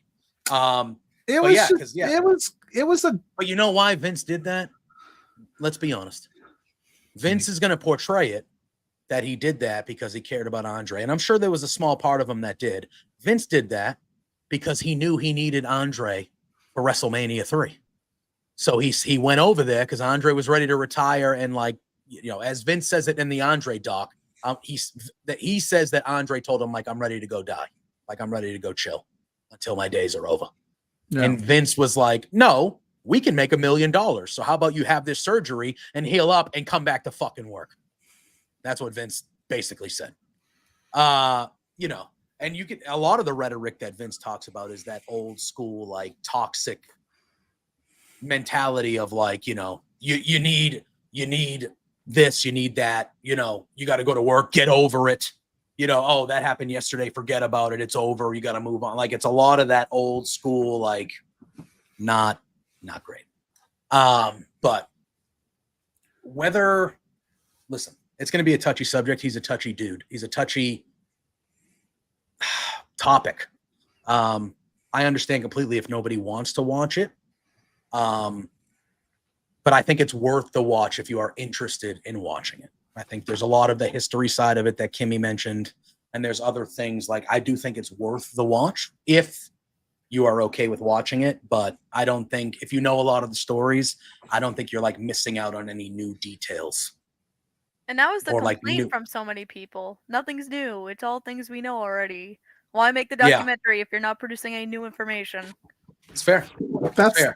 But that's okay too. I mean, there's different documentaries about different things from different perspectives. I'm okay. Yeah. When I was going, I guess for me going into it, I'm thinking like, okay, they're really going to dive deep into some of this stuff, but they kind of glossed over more of it than I thought they would. So I was like, well, that's kind of surface level what happened, but what really went down, I thought we'd get more in depth in there, but it was fine. I thought Costas was good too. Yeah, I thought Costas was good. It was good. Yeah. Heard Vince dropping a few F-bombs too and stuff. I heard Costas dropped an F-bomb. I was like, whoa, you're a pro. I was like, Bobby Costas, wow. He shot. I like dropping F-bombs. Yeah, he's like, listen, even if it's bad and there's some type of like small fiber of art in it, I'll give you a pass. But he goes, that XFL was just absolute fucking shit or something. I was like, oh, Costas, chill. Yeah. It was wild, man. One thing I will say, Drew. Okay. Stone Cold Steve Austin. Love him. Top 2 wrestler for me of all time. What on earth? Okay. So they talk about Chris Benoit, and then it dives into the larger concussion conversation part of the piece. Yeah, with conversation, Chris Nowinski, all that stuff. They dive into the concussions, and they're interviewing Stone Cold Steve Austin, and Stone Cold says the first thing he says was, "Hey, I wrestled for 30 years in the business. I only got one real bad concussion. I was dropped on my head." He goes, "The way I see it, I'm an old school guy. The way I see it is if you're getting a ton of concussions, you're doing something wrong." Now, I don't disagree with that. I don't, because they're not in there trying to hurt each other. So, like, I don't necessarily disagree with how he got to that mindset. But then the next line, he goes, "I'm just not a CTE guy. I just don't believe in it." When there's all this medical research. What does that mean? For CTE. How can you not believe in like that? And not only that, What he do you said mean? he said the line and then realized what he said, and they kept the camera on him for like a second, and he just went like you he could see knew. He was like, Like did I he just knew. say something like, did I just? Am I gonna get made? Like, like, did I say that? I was like, what do you mean? How? You know what? I don't Huh? believe in oxygen. I just don't think it's a thing. Oxygen. I'm Steve, just like, what? Steve, are we my talking about? guy. I'm like, How bro, can- like, I love you, but what is wrong with you, bro? What? Kimmy said I there's a couldn't bunch believe of it. medical couldn't believe data to back it up. It's a thing. I was It's just, I mean, real. listen, in America, I can't believe it. But yeah, this is Drew. But like, I just, bro, how? I couldn't believe it. That was the one thing where I was like, oh, come on, Steve. I called him by his first name. I'm like, Steve, come on. He had one job. His job Steve. was to say that he was not, or he was a CTE guy, and that he did believe. And, That's it. Even that's if you his don't, you job. just got to say you do. That's it. Even if you don't, you just got to be like, he didn't Or even just have to say that. don't mention it at all. Yeah, he could have just Also not true. just been like, he could have said the first part of what he said and just never said the CTE part. And I think everyone would have been like, oh, all right, that's an all right point. That's an all right point. But then he throws it. It's like, what? It was a documentary of people like shoot themselves in the foot or not knowing what to say. It wasn't bad, but it just felt like you could tell when some people, like, you could kind of tell. I think Linda even wanted to go a little bit more in depth, but she's very, I'm shocked she did it. yeah, I but I would too. Like, if it was me, I'd have been like, yeah, this mother, but I get it. You got to keep that front, but like, Yeah. I'm shocked she didn't go more in depth, even though I think she did. Stephanie, I was really hoping that she would. I get it. Family, I understand. You probably don't want to talk about all that stuff on top of, you still at the end of the day are family and have to, have those conversations. You know what I mean? You have to see each other at Christmas, but then, when they were talking about the storylines that Vince would pitch about Steph. Oh, the pregnant one was so bad. Bro, The pay-per-view was even worse. Bro. What, the pay-per-view where they fought each other? No, the wedding that they were gonna have their actual pay-per-view. Yeah. It's like we should. People buy that. I don't know if if that was pitched, I would have. Yeah, if that was pitched today, like, would I be like, yep, like, I want to pay $49.95 to see Triple H and Stephanie get married? Like, no, people would have though. Maybe 100%. Who's buying this? Who's buying Back this? then, marks. people would have. Those stupid marks. But yes, so that was one of the ones where Triple H tells a story where he says Vince being Vince, like a couple days or the week of the wedding. First of all, he put Steph in a street fight on television like 4 days before her wedding. God forbid she gets a black eye or something like that. He puts her in a friggin' street fight. I just recently watched that for a retro review I did for the Apron Bump. Shout out to those guys. Yeah. That does not age well at all. And then he said, they said that Vince really pitched to Steph and Hunter about their real life wedding now. He wanted them to do it on pay-per-view. And Steph was like, absolutely not. Kimmy, would you put your wedding on pay-per-view? No. Yeah, me neither. And then you probably have seen the quotes about the other story. Steph does not say it. Steph is like, no, I'm going to keep that one with me. But then Vince, the very next scene, is just like, yeah. And he just said that was the pitch was. He's so clueless. He's just like, Steph would be with child and that he would end up being and I was like, what? How does that? Huh? And he said it so nonchalantly, like it was just nothing. Like it was normal. He just laughs it off. I'm like, what? What do you mean you're laughing it off? It's weird, man. How would they, how do you go, this is a good idea. Incest for a storyline. I'm like, oh my God. Just like, very bro. Bizarre. Very, very bizarre. But yeah. All right. But the craziest part about all of that too is like, I'm shocked it didn't happen because he very well said it a lot in the doc too. Like, it ended with him. Like, that story he told about him and Shane going over creative differences and talking to Heyman's like, he told him to stab him in the chest. I'm like, my God, that was sad. Yeah. Yeah, I was like, because Heyman is a storyteller for sure, and a lot of times Paul Heyman can blur that line of, are you milking this a little bit, or are you telling the truth? And I sat there and was like, if that is true, what an intense moment between a father and son. Yeah. Bad, man. But anyway, on that note, that'll tie a bow on it. It was an I Quit match, Mike. That's true. It was, It was Street That's what Fight. Mike the ref said they made an error about the match. It actually was an I Quit match. And he was like, to me, that is nuts. I go, why would you? Yeah. The week of what? Like, what are you doing? What are you doing? Just that storyline. Something positive. Yes. Something that Cody- I was a part of. Oh, ooh, what was that? Grand Slam. That's Grand the only Slam. reason Yeah, that's I'm what that- here. Yeah, that was the main reason I invited Kimmy along, was to hop on and talk about Grand Slam, because she was in the building. Oh, But then we found out that she had already watched the Vince doc, and I said, And then we found out that discussion. 47 people text her to make sure she eats. Then we went on other tangents about other things. Yeah. We'll bow tie it. We'll talk about it. I would highly recommend that everybody, if you're comfortable with it, check out the doc. It was well made. It's very sensitive, but that's about all. If you are interested in watching it, I think it'll be worth your time. But I can completely understand if you are not, and you don't have to.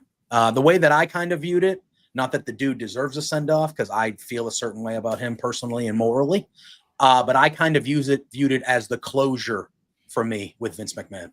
Like, I never have to. I watched it. Good. He's gone forever. Never have to hear about him. Never have to see him. Never have to deal with it ever again. Like, that was kind of like, okay, you're out of it for now for me. Like, that was the end piece. Sayonara. See you later. That's how I kind of agree. viewed it.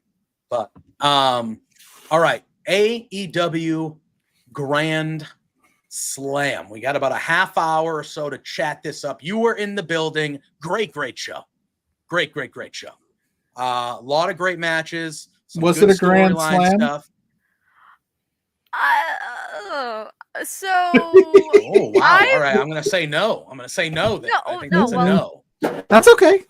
Drew, I know, right? I know. What? She came on at the top. No, she was here an hour 20 minutes early, putting us on blast. We told her to show up at 9. She showed up at 7:40. That's not on us. That's not on us. And then we said, we're talking about the Vince talk if you want to join us. And she said, yeah, I just watched it. I'm game. I'm Top Golf superstar Kimmy. Quit using public photos of mine without my consent. Boom. And then hit me with the DX suck it. And I was like, this is ridiculous, Kimmy. All right. She did not do that. But yeah. So she wanted to join us for the whole time, Drew. This is her decision. Okay. And we let Kimmy do whatever Kimmy wants to do on this show. She's allowed to just. Who do you think we are? We're not monsters, Drew. Yeah, Drew. We didn't say you have to suffer through this. This is my world, and we're all. But was it a Grand Slam to you, Kimmy? You were in the building. Get there. Yes, let me get there. My God. I do that. If you look at my Instagram, almost every picture has this me is doing quote that. of the night. This is the comment of the night so far. So it was crazy. That's I good. have been to all 4 Grand Slams, all 4 of them. You want a cookie? Yes, I You know how many do. Grand Slams I've been to? All So you've 0. 0 of them. Anyway, That's not my problem. No, it's a joke. I'm kidding. Yeah, that's an issue, not an ish me, buddy. No. First of all, I'm kidding. That was a joke. I'm jealous because they've all. Don't you yell at Kimmy. That's my job. I would never yell at Kimmy. Come on. Jeez Louise. I'm getting bullied. So anyway, from what I remember, because I have this thing where I go to a live show and then I forget everything that happens, which is why I'm so bad for post shows. But from what I remember, it was pretty good. That collision see you later. Bye, taping Kimmy. No, I'm just kidding. That collision taping was a little rough. Yeah, so no spoilers, obviously. We're not going to spoil things or anything like that. I talked to Drew, who also had said that he's been to all 4 as well. He is from the New York area as well. We talked this morning on Firmly about it, and he did not stay for the collision taping. I did. You we did stayed for everything, yes. Now, what I don't want any spoilers, but what time did everything end? Because you're on East. That's New York. That's East Coast, like me. What time did you end up getting out of there? I believe 12:15 to 12:30 in the morning. That's a school night, man. That's a school night. That's a work school Wednesday nights, man. Yeah. I love wrestling, but come on, people gotta wake up early. Some of them. Can I point out that we got flamed? We got flamed in our chat for having you come on early to talk the Vince stocks because you only wanted to talk Grand Slam, and the only thing you said about Grand Slam is I been to all four, and I don't remember any of it, but I left at 12:15. So is it really us that was the issue, or did you somehow me and Pluggo? Did you really just get your way onto here to just shoot on SRS and that's what it was. She was like, I need to shoot on this guy. They'll give me the platform. But if I tell him it's Grand Slam, but if I tell him I want to talk about Grand Slam, then I can get. I mean, we had a pretty good media section, you know. Yeah, it looked like it was a fun crew. Yeah, with me and Alex, that jobber Sean Ross Sapp, don't really know him. Kate from Fightful, Cresta, my friend Skylar, who I had brought with me as my +1, who was very excited to meet the jobber Sean Ross Sapp. Don't know why so excited to meet that jobber, but anyway. So it was fun talking to them. You know, me and Kate, the ROH sickos, the only two people on this planet that care about Ring of Honor, were just like, oh my God, look at all the Ring of Honor callbacks in the Bryan Danielson and Nigel McGuinness match. Oh my God. None of us actually paid attention for Collision because it was SRS story time. Was it? He was just, I do want to say, I still watch Collision every week. Not live most weeks, but I still watch it every week because I do the Firmly show. Collision is turning into it over the last 2 to 3 months, even maybe a little longer than that. It is clearly the B show. Clearly, they are not treating it even remotely like they treat Dynamite. It was, back and forth most of it, but it is clearly. He says Rampage Plus. It is the WCW Thunder of AEW. That's what it's becoming. Damn. That's what it's becoming. It's true. And I love the Outrunners, dude. They're on there every week. I love the Outrunners. I love those guys. And Collision, they're not bad wrestling shows, but you watch Dynamite and you watch Collision and they are not level anymore in general. But I think also too, there were people that the View Express Kimmy does not reflect those here at Love Wrestling. What the hell is this? Wow. That's for when you're shooting. That wasn't hard. Me. That's for when you're shooting hard on people. We got to make sure Pluggo under the bus all the time. I throw Pluggo under the bus all the time. I'm always like, that ain't me. Yes. Now, question for all the marks and the nerds. Kimmy, you were at Grand Slam. It's a Grand Slam related question. Was the place full? Was it packed? Was it popping? It looked good on TV. It looked real good. They tarped off a ton of shit, I heard. I refuse to answer that question. Yeah, I thought it looked good. I just thought for all the marks, I thought it was pretty full. It looked good. I mean, the first show they had 21,000 people. This one they had 8,000 people. Was that less than last year? I didn't know that. Because I know there was a significant drop from. What was the vibe live? Because it did play well on TV. I wasn't trying to be like a dick about it. I was literally just because I thought it looked good. I thought some of the camera shots they did looked really nice, and the vibe set came across good on TV.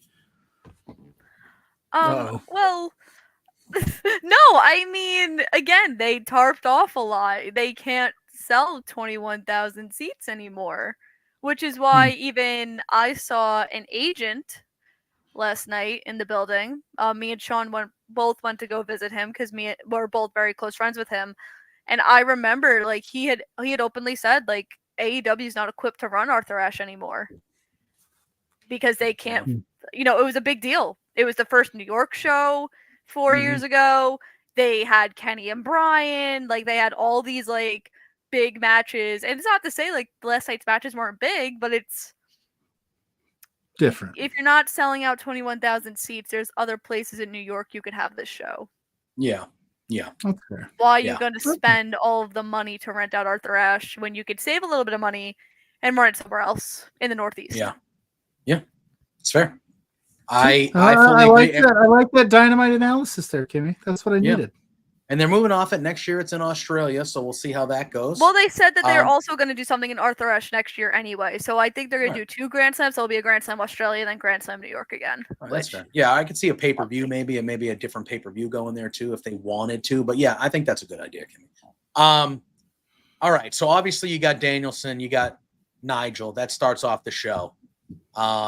They play the regular theme of Brian. He doesn't come out, and then you hear the final countdown. Crowd starts going nuts, as how can you not? And then they had themselves a pretty damn good match. And I'm somebody, I know you're a big Ring of Honor person, Kimmy. You review it, you do your shows over on OLE and stuff like that. I wasn't, as long as a wrestling fan have I been, I wasn't watching Ring of Honor back then. The Danielson Nigel history, I have only really learned through what I've seen in like a few matches on YouTube and stuff. Like I wasn't living it, but I thought even as a fan who was watching it, not living it, I felt the significance watching it. Yeah, I mean, I thought they killed it. It was a cool moment because obviously I think we all know everything that's gone on with Nigel, why he really had to step away from the ring. And it was moments of like, that match can never happen again. And you think, like, what if Nigel did make it to WWE? Like, what would have happened? And that's always been one of the greatest what ifs, right? Yeah. What if this happened? What if, I think WWE did a special on Nigel. And, like, he had said, like, what if I lied on my medical like Brian did? What would that have resulted in? Yeah. And to even have the moment for it to happen, I thought was really special. I think definitely you could see that Nigel and Brian were a little emotional about it. I had seen today, it was an old tweet that Nigel had tweeted. It was when Brian won the title at WrestleMania 30. And it was Brian telling Nigel that he won the title because Nigel had stopped watching wrestling because it just hurt him so much that he couldn't do it anymore. And to think like all these years later, he got his moment at a major AEW event with his best friend. It was cool. It was definitely cool to see live. They were selling a match shirt for it. I bought it. Nice. Yeah. Because I had to. Ring of Honor and me. But yeah, that was fun. I like that they started with that match first because, it set the pace of like, okay, we're not going to cut this match. We're going to give this match all the time we can. Which I thought was really important, which is why I was hoping it started first, and it did, so it was amazing. And yeah, that was really cool to be there for from the parts I remember of it. This happens every time. I literally, like, there's events I forget I've gone to. Like, I went to SummerSlam 2022. What? And I did. Did you? Which one? Where was that one? In Nashville. Tennessee? I was there for StarCast. Oh, I was there too. I was there. I didn't know you yet. But I was there. I worked with Soraya at StarCast. Oh, do you remember meeting us at SummerSlam 2024? I do. Yeah. That weekend's a little bit of a blur, but Top Golf I remember very clearly. It was a good time. How much do you remember of that fantastic tag match for the titles? The Young Bucks, they had let me tell you, I hadn't seen the Young Bucks working like that in a little bit. Months. So this is the one thing that Sean did tweet is that our section, actually the wrestling club was in our section. Oh, that's cool. So to see them all like get because apparently like they're really big like Will fans. So to see like every time Will did such a cool move and they all get up and they're all like screaming and be like, "Oh my God, can you believe this? Can you believe this?" Like that was really cool to see in person. Yeah. And I was like, wow, this is where we all started. We were all like these kids, and now look at us now. How did we end here? The tag match was good. I think a little, not that it went too long for me, but I think they had to cut some things throughout the Dynamite episode because it went overtime. But yes, I would say that's the Bucks' best match this year. Oh, hands down. For sure. I thought it was. Yeah. They had the working boots on last night. There was one 2 count that was like 2.99. I was like, I thought Ospreay and Fletcher had it, and I audibly was like, what the yeah what an insane match. And then the Screwdriver makes an appearance again. Yeah. So Ospreay has a hang up with drivers, Tiger drivers, screwdrivers, maybe Uber drivers. I don't know, but the dude, when it comes to drivers, he gets a little hesitant. That's all I'm saying. He does. I mean, so do we assume now that we officially get to the Will Ospreay versus the Callis family. Like that's what's happening now. I For want to Will. know when Mark Davis is coming back for Kyle and how that whole situation's gonna. I thought last night was going to be the night, but I I- have no inside information. On I that. said this. I'm not an insider. Who am I? I've I don't So know. I just Please. neither do I. I'm just Please. I said this to Drew on Firmly. I know Mark Davis is great. I know they're a great tag team. They're a great trio. Kyle Fletcher has proven to me in this absence of Mark Davis that he do not need to be in a tag team ever again. That guy is agree a with you. solo singles top of the card dude forever and always from here on out. And I did not watch a ton of these fellas before they've come over to AEW and been on my TV regularly. Obviously, because of the injury, I've really only seen Kyle Fletcher as much as I've seen him, and he's knocked every opportunity he's gotten out of the park. I don't ever put him in a tag team. Would you ever say again. Now, he hit a grand slam? I would say he hit a home run. Yeah, he hit a grand slam. I would say. You do realize that this takes place in a tennis arena? That is true. I actually think the aesthetic of the tennis arena is like a really good aesthetic for wrestling. I agree. Do. I like just the way it looked on TV, like the different levels, the way it's sectioned off into like those little mini sections of like 6 or 7 rows. Like, is that where they do the U.S. Open? That's where the U.S. Open. Yes. Grand Slam, tennis Grand Slam. That's US, why they did it. I asked Josh, I was like, oh, they're going to Australia. Are they going to where the Australian Open is? Like keeping the Grand Slam? And he was like, no. And I was like, oh, damn it. They probably tried. Yeah, I was like, why wouldn't Tony. they go out to Why wouldn't you do the same thing? It's tennis, Grand Slam. That's the whole thing I've done. Yeah.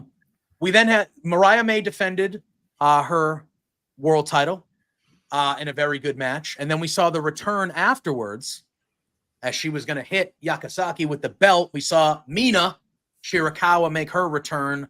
So we're definitely be going in that direction as well. But I thought Mariah May. You skipped over Willow came out and saved Yuka and Willow. stared down Mariah. That was true. dope. And then then Marina comes back and like gets the music popping and gets kind of an accidental distraction. She didn't look too thrilled to be back. It was, I'm telling you, she was quite. Yeah, she gave her the hug and she looked happy to be there with Mariah. But Mina was very much saying like, why did you attack them? Like, why did you do that? Like, what's going? Like, she's confused about what's going on with Mariah. I think we'll get the tag match either at the 5-year anniversary or the following week. I think we get Mina and Mariah at Wrestle Dream, and I think we get Willow and Mariah at Full Gear. I like it. Where is Toni Storm in all this? She is very depressed. She ran away back home. She ran away because she was so upset that she lost. She's lost everything. But I'm expecting her to come back at some point here and get some revenge or like it's got to happen, right? The sequel. JPJ, I don't know. Like when you're depressed, you need time to That's fair. heal yourself and really come back into your own. So she's taking her time. Right, why are we not talking? Speaking of this, why are we not talking about Britt Baker coming back next week? Well, we are. We're gonna get we got there yet. We got to get through Grand Slam first. I'm on a tight crunch here. I got we're 10:15. Yeah, we're good. Trust me, we're good. Mine's in the other room. Main event of the show. John Moxley, Darby Allin. MVP.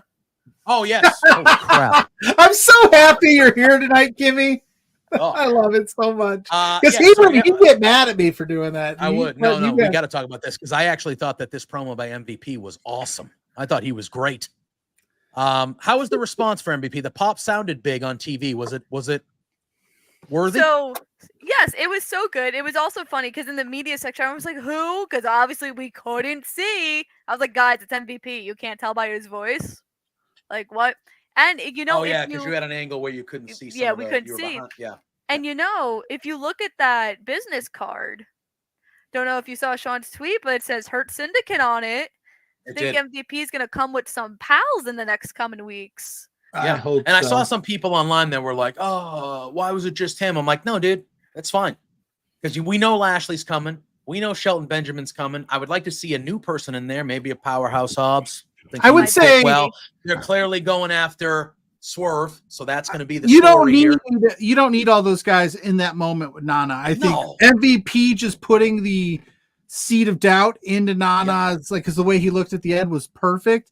And then you eventually be like, here's what else I can do for you, Swerve. Like you do the initial like, hey, give Swerve my card. We'll see if he calls. Oh, he didn't call. Oh, you lost the match. You could have look like I got Bobby Lashley. I got Shelton Benjamin over here. We got you protected from a guy like Hangman. So it's going to be a cool story to tell, I think. Yeah, I'm very for excited. sure. Yeah, and I thought MVP very good. I thought it was a very good first promo for him. And then we had the main event. It was Darby. It was Moxley for Darby's heavyweight World title championship. shot. World title shot. Darby, man. This is definitely Wait, one of the moments, Forgot Kimmy, you were Hook talking about. retiring the FTW championship. Thank God. I But agree with you. I wanted him to do it at All In. I tweeted it. It's New York. He had to I do know. it here. It made sense now but I remember going into All In, me being like, Hook should win it back and then just give it to Taz at I'm the going to go table and challenge retire Ethan it. Page for the NXT Yeah. championship. That's what he should do. And that it makes perfect sense that they saved it for New York. Obviously, that makes perfect sense now. That was a very cool, emotional moment, though. That was. I was very. That was I very cool. happy. Yeah, and I like the way they did it. The match with Roderick was pretty good. And I'm happy that now I feel like Hook had been pigeonholed into that FTW title.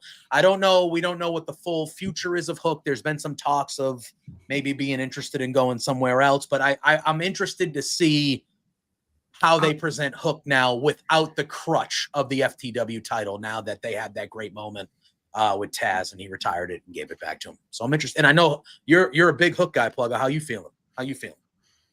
You know, I love me some Hook, but he retired. It was a cool little moment. Nice, fun little spot. Now I'm interested to see what Hook would do without the whole FTW, his dad thing. Maybe he ventures out and does his own thing, but I know that there's Continental Classic. let him nice. let him really shine and show off some of his skills. I would like to also point out that Kimmy told us at the top of this review that she doesn't remember anything, And but now has she's yelling at me for forgetting. remembered everything. Noted Hooker Pluggo. That is true. I'm a big Hook stan. One thing that go ahead, think Pluggo. he's Sorry, going to be finish good. it. I think it's going to be good. If he decides to leave, which I've seen that too, the rumors rumbling, maybe that's a thing too. I don't know what you do with him without the FCW title, but I'm interested. The Yeah. Continental Classic. That's a good idea. Well, one thing we didn't talk about. But will he win after it? I want to see him get like a push, where Yeah. maybe he just shows After- out in it. After the Danielson McGuinness match, Christian came out, and Kip Sabian Keep Sabian. came out and took the pen as Christian was trying to sign his contract to, we believe, sign it, try to cash in that last night as well. So interested to see where they go, because that's a couple weeks now in a row they've shown Kip Sabian either getting yelled at by Christian or involved with Christian. So we'll have I to just want to kinda say see. before we mention the main event, I was right. You were wrong, JPJ. Yeah, we got Scott throwing shade, saying he did what he was supposed to do, retire the title, now walk into NXT and really learn how to wrestle. Oh wow! No, Wow. see now Coming I will respectfully disagree with you on that, Scott. If some people don't like his style, I get it because it's not a traditional style, but I truly believe that's what makes Hook is that it's just a different vibe. The whole presentation, his wrestling abilities, as you're calling out, I think he plays that really well too. But again, that's just me. He can join All my right, buddy now- old pal at the CW network. That's fair. Who's that? That's fair. Daniel Garcia. Oh, is he going there too? I mean, that's the rumor, isn't it? Did he That's the rumor, do you- man. Do you That's know the- something that's I the don't, rumor. Pluggo? I don't know anything. Neither do That's I. the rumor. That's the rumor. I don't know what I did yesterday, let alone have any scoops. I don't know inside information. I'm not a scoopster. She ain't. There- You know, She ain't. Please. So now I think it's time we can talk about the main event. sure. John think Moxley, so? Darby Allin. Darby got the crap kicked out of him. Man, that suicide dive when he landed back first onto the wood. I don't care how much you plan it. How does that not hurt? How does that not hurt? Poor Darby is so lost without his friend Steve He Borden. is. He is. He is. Was this one of the moments you were talking about, Kimmy, that you felt like time got cut because of that tag match? Because this is where I Yeah. felt kind of it abruptly ended. Like it was a good match, but it just kind of like the ending. I was like, I would have thought they would have gone a few more minutes with Darby just because it was such an important moment for him. But That I mean, that and the women's match, I think, were the two Yeah. that I was like, Yeah. oh. it was Yeah. fine. I knew Mox isn't losing in his first big call out. I don't know why we booked it that way, but Danielson wants a war now. He said, want a war, Mox? I'm coming for you. With a tie, with a necktie to call Yeah, back that was to the amazing. Nexus beatdown. Yeah, where he got fired. And he Wouldn't brought that be funny though if like Tony Khan fired him just like in kayfabe fired him just to like as a little rib? Yeah. Yes, That was and really then good. WWE sends that cease and desist, like. Yeah, I love the callback with the tie. I thought that was a very nice touch. Brian, Sometimes you gotta tells choke a Moxley. motherfucker out. You know what I'm saying? Yeah. You got to. Look, they tried to kill Brian Danielson. They tried the plastic bag, bro. I will say for their attempted murder on Brian Danielson, he seemed to be pretty good and okay last night. So he must not have been He that had 2 weeks off. Yeah. From an attempt. If somebody attempted murdered me, Kimmy, I'd be off for like 6 months. Well, Like I ain't that's going. you. Yeah. Well, that's why you are not the American Dragon. Who choked out a robber who was trying to get to his house. Yeah. Yeah. You That Ryan. that's why he is the Are American you Dragon. saying, Kimmy, that I'm not on the same level of Brian Danielson? Is that what you're saying? correct? That is Correct. exactly what that I'm is a correct saying. statement. That is a correct statement. That is a correct Like, statement. okay, that's fair. I'm like the Brian Danielson of eating unhealthy. That's for sure. I mean, fair. I'm the Brian enough. Danielson of Top Golf. Oh, there you True. go. Let's see. True. All right. So That's our firmly, Grand Slam. Beard starts next week. What happened? No. What happened, Drew?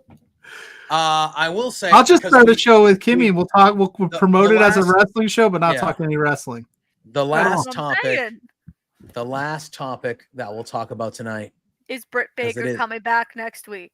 So, well, next week, yeah. So next week we have the 50th anniversary of AEW Dynamite, headlined by the big main event, Ricochet versus Will Ospreay for the International Championship. We do know that in Pittsburgh, it's in Pittsburgh, correct? It's in the Yes, home. it is. It's in the It home is in city. Pittsburgh. Pittsburgh, Say it yes. right. Britt Baker, DMD, is returning as well.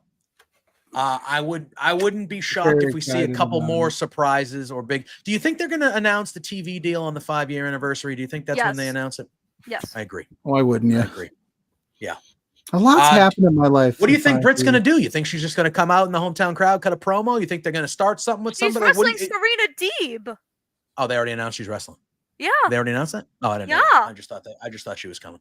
So you All right, wait, but you wanted me to talk about Britt, and you didn't even know the segment and think that Britt was doing I didn't say we were talking about Britt. You brought up talking about Britt, and I said, yeah, because let's it talk was about Britt. important to talk about my friend returning to the 5-year Yeah. anniversary. Look, because she's been hey, gone look. for a month. I know. a I'm month. happy she's back. I'm happy she's So back. am I. I am. We are pro Britt Baker here. You I just better didn't know be. that they booked her in a match. I only saw Yes. the little commercial that just said Britt DMD. Baker will be Serena Deeb called her out on That'll be a good Collision, match. and it'll be Oh. Britt Baker versus Wait a Serena minute. Deeb. I haven't watched Collision. I'm not from Yeah, the did they future, call her on the Kimmy. It Collision was that's last happening? week's Collision, Oh, okay, it was you last week's. dumbos. You dumbos. I'm not Marty McFly. I don't have a DeLorean. Scott, Listen, never. you're starting to be Never in like my the life. vendors that I work with that don't watch the product, and I have to be like, so this is a wrestler who wrestled on this promotion, and he did Mind you. ABCD. Mind you, she's coming at us right now. When I asked her how Grand Slam was last night, her first line was, "From what I remember, it was good." That's what she said. That's why She's Kimmy's getting the on me and best. she's getting on me and Pluggo right now. It's best. Because we're From what I also remember, it was good. Okay, because I sit there, I have conversations with people, I'm networking. I get it.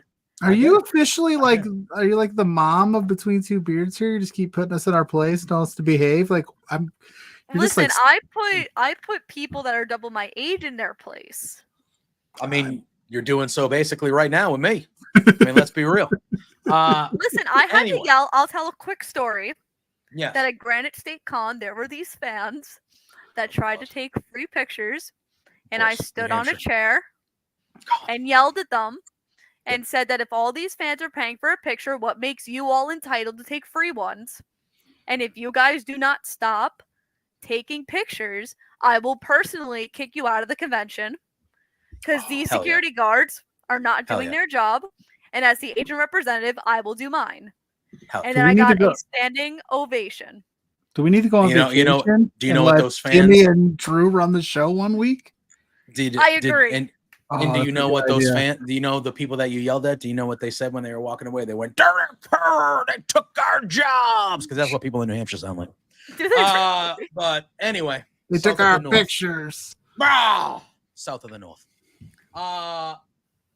Speaking of, AEW is actually going to Manchester, New Hampshire for Dynamite in At the November. They're going to be arena where I at the was. arena. Correct. I was there. When we drove by and I said, "Hey, they're like WWE goes there and stuff." AEW. That's is where the going there. con was. That's where Judith Hogue was in that Yeah. building. Yeah, I got April to see O'Neil, backstage. baby. Yeah, I got to see that's nice. backstage at that arena. That's nice. I got to be in the all right. green room Kimmy has a hard out. at 'Cause she 10:15. It's 10 Yes. o'clock. I know. Yeah, we're gonna because you know who else? Yeah, I know Vince is on the thumbnail. Do you know who Yeah. else is on the thumbnail? Because he won his first singles I'm title on assuming Monday Jey night for the Uso, first because time when in I'm 14 looking- years. When I'm looking at this title, it says Jey Uso finally wins singles gold Yes. and the Vince McMahon documentary. Yes.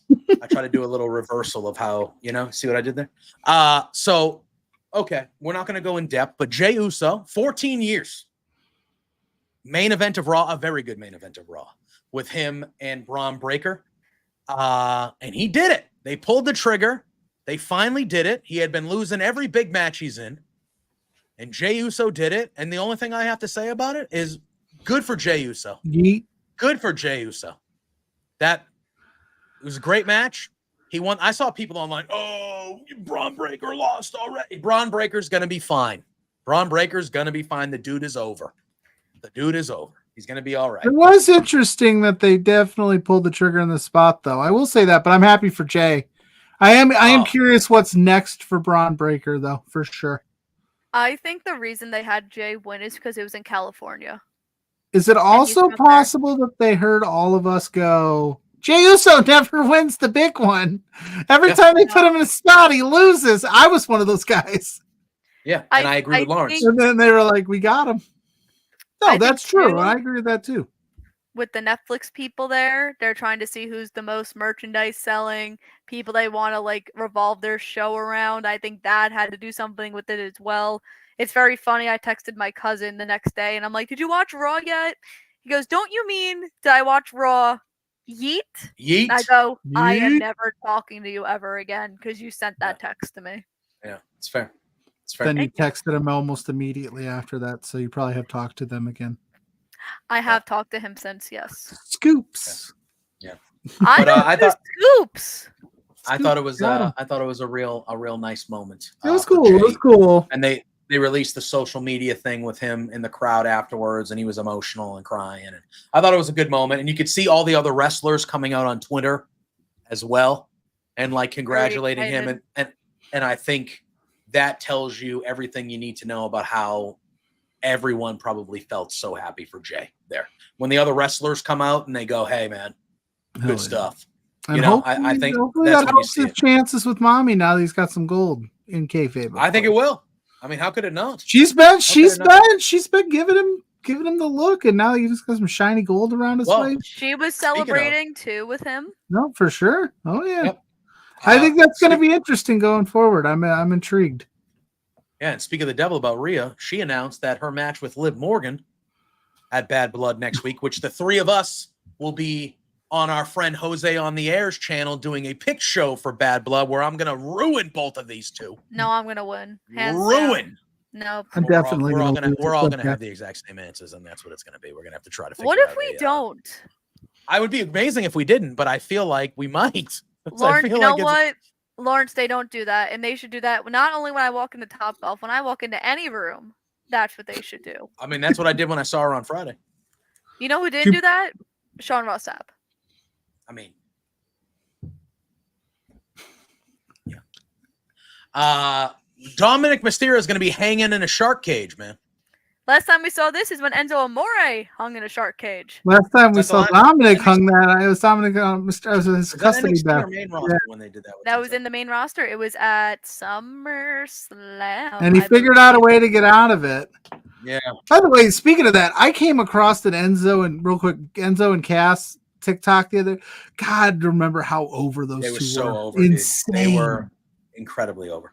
That whole crowd, was it the one where he doesn't have the microphone? Yeah. It's like, And the crowd holy just does it shit. with him, like for him, without the incredible, dude. They were so Oh, I was over. right. It was Big Show versus Big Cass at 2017 SummerSlam. So they did the Heyman one with Ryback and Punk. Didn't they? Heyman was up there for one? Yes, Before I that, think. was it Ryback and Oh, Punk? Shark Cage. Heyman. Has there ever been a shark cage match in the history of wrestling where the person in the shark cage did not leave said shark cage during match? Probably not. Yes, Paul Bearer, when the Undertaker and somebody. Oh, really? It was the Undertaker. I want to say the Undertaker and Kane? Mankind. No. No, it wasn't Kane. Yeah, I don't think. I think it was Mick Foley or old. Mankind. I think. But yeah, Paul Bearer stayed up there the whole time, and then at the end, the Undertaker. Oh, tried to get Jericho him. was in a shark cage Really? when it was Kevin Owens versus Roman Oh, Reigns at the the festival. 2017 Royal Rumble. Okay. I Oh. don't remember that one. I don't Paul remember that. Bearer was in a shark cage. Yeah. Triple H was in a shark cage. Really? Yes, it was Big Show versus Mankind. Big Show in a lot of these matches here. That's the second match that Big Show's been with a shark. Shark cage aficionado. Like, some people say Taker's the Hell in the Cell guy. Big Show, shark cage match guy. Maybe. China was in a shark cage. Owen Hart versus Triple H with China in a shark cage. I remember that. I remember That's that because China crazy. was helping Triple H beat Owen repeatedly. What was the match with Paul Bearer? Was it Undertaker or Mankind? Oh, wait, I got to go back to it. Hold up. Shout out to Comic Book for writing this article. I'm that guy. Mankind versus Undertaker with Paul Bearer. Big Show SummerSlam? versus Was it- Mankind. Does Yeah. it say the pay-per-view name? It was in New York. Uh, It was in Madison Square Garden. That's all I know. Survivor Series 1996. Yeah, Madison Square Garden. Beauty. All right. Yeah. So yeah, I just wanted to mention Jey Uso because we did have him on the graphic. So I felt like we As should you talk should. about Jey, Very 'cause exciting moment. It was really good. Raw was great. The Bronson Reed, Braun Strowman stuff every week, guys. Just give it to me every week. Two of my local indie guys were in the beatdown. Were shout they? them out. Yes, I will shout them out. Roger Mendez and Danny Storm were the two guys from Warriors of Wrestling who got chokeslammed by Braun Strowman. Hell yeah. Nice. Hell yeah. Hell yeah. And next week on Raw. Wait, last you mean it wasn't a monster real? standing. It wasn't a real it wasn't a real like staff guy. Oh my gosh. Maybe I am a Wrestling's so Scoops guy. fake, bro. Why do you like that stuff? Maybe I am a Scoops guy. Maybe. Yeah. Yeah.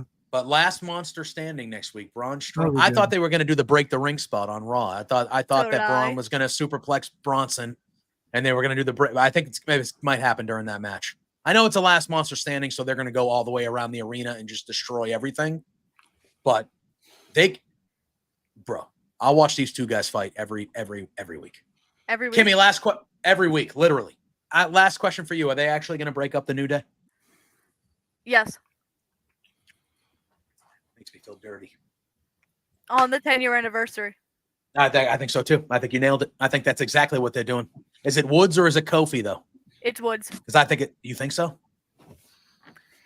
Russell Votes tweeted a couple weeks ago that Xavier Woods is going to get a big push soon. So As I he think should. I thought it As would have he been should. Kofi. I thought it was Kofi at first until all the shit with Odyssey Yeah, Jones all the went stuff. down. Yeah, once he Yeah. I was thought gone, I that think they made more switched it. sense, and then they switched Yes. to Xavier for sure. Yeah. Man, you can't do everything forever, and 10 years is a good run, but it still makes me feel like a little like Well, like I'm kind of like the New Day. JPJ just put a cap on beards. 10 years is a long time. No, I mean 10-year come on, for one anniversary act, show. He's breaking That's us it, up. we're on. You know what I meant. We're one act, dude. I know what you meant. Anyway, jeez Louise, we gotta get out of here. Kimmy, let the people know you're gonna be on something literally momentarily, but let the people know where else they can find you, where you're gonna be in a few minutes. Just plug your stuff. Let the people know. When I'm crashing this show, because I'm either crashing it or invited at the last possible second, you First of all, I can. invited you like 7 hours ago. I know it. You can find me on Twitter. Yes, you can find me on Twitter at Kimmy_Sokol. You can find me on Instagram at Kimmy.Sokol. I will be on OLE in about 5 minutes reviewing Ring of Honor. You can see my written review of Ring of Honor on PW Insider. You can also, I wrote today a little write-up because SummerSlam is coming to New Jersey, like we talked about. Super excited for that. You could, what else do I do? Oh, you could see me at New York City Comic Con. I can't announce who I'm working with yet because it's not public, but if you're in the area, I'll be there working with some wrestlers. And thanks for having me here. When is that? When is New York Comic Con? October 17th to 20th. It is a 4-day con, and I'm warning everybody. That's a long one. Yeah. If you text me October 21st, I am not answering you. Well, I'm going to. So no, I'm not answering you. That's fine. I will put it to the test. I will put that to the test. Okay. Just to see. Kimmy, I think you already know this because we mentioned this last time, but this is absolutely an open door policy. You don't even have to ask. Just tell us you're coming. You come on whenever you want. As we saw tonight, because I told her to come on at 9 and she showed up at 7:45. She's punctual. I have no problem with it. I was barely in the room yet. I was finishing dinner. That was not a complaint at all. That was not. But listen, when you get to a certain level, you do what you want. Yeah. That's all I'm going to say. It's my world, and everyone is living in it. We're just living in it. Pluggo, do the damn thing. On Rossap. There we go. Well, you can find me. You can find me at Pluggo on all your favorite social media platforms. You just search Pluggo. This face pops up every Thursday night, 8 p.m. with JPJ doing Between Two Beards. Everything we got going on, you can find on B2 Beards on all social medias. If you want the NFL tiers that we talked about earlier in the show when my internet crashed, that is an exclusive thing that we do for social medias on Tuesdays after each NFL week. You could find me this Sunday morning at 11 a.m. with Blair Pacheco on 4 Exposure, talking the best and brightest of the independent wrestling scene. And LPW 30 Flirty and Thriving is tomorrow live, 9 p.m. Mountain Time, 7 p.m. Mountain Time, 9 p.m. Eastern Time, which I now realize I wrote that backwards in the preview that I wrote for Love Wrestling CA, so I'll need to edit that. But it'll be tomorrow night, headlined by Mars the Specialist and Jack Pride in a last man standing match for the Grand Championship. Yep. Scott, I'm trying to work on that. So anyway, JPJ Loves Gaming on all social media platforms. Like Pluggo said, every Thursday night with him here. Drew Nicholas, who's been in the chat all night. Tuesday mornings, 10 a.m., firmly WWE. Thursday mornings, 10 a.m., firmly AEW. That's where you can find me here on Love Wrestling and everywhere else. Kimmy, always a pleasure.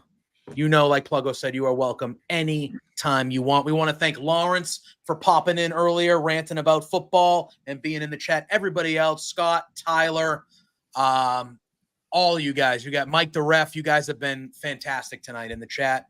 Parrish earlier as well. Appreciate all of you. We got to get out of here so Kimmy can make her show. Appreciate everyone. Until next time, y'all know the drill. Say hi to Sue. Hi, Sue. Peace out. Hey there, Pluggo and JPJ. It's Trent's mom, Sue, and I have a bone to pick with you. So, I understand that you guys are being real idiots and spending your entire monthly budget. You've got to be kidding me. This is not the way to be when you're trying to run a business. Your boss, Spencer, is really pissed off at you. I'm pissed off at you. You have some nerve. Get a grip. You have to control yourself. You can't just go out and spend all the money that you're making, you Two Beards guys. Oh no, this is coming out so stupid. Anyway, behave yourselves, or I'm gonna cut you off from watching AEW. You're no longer gonna get to know, be able to meet my son. What? Or me. I'm sorry, this is like, I don't know. Anyway, thanks so much for being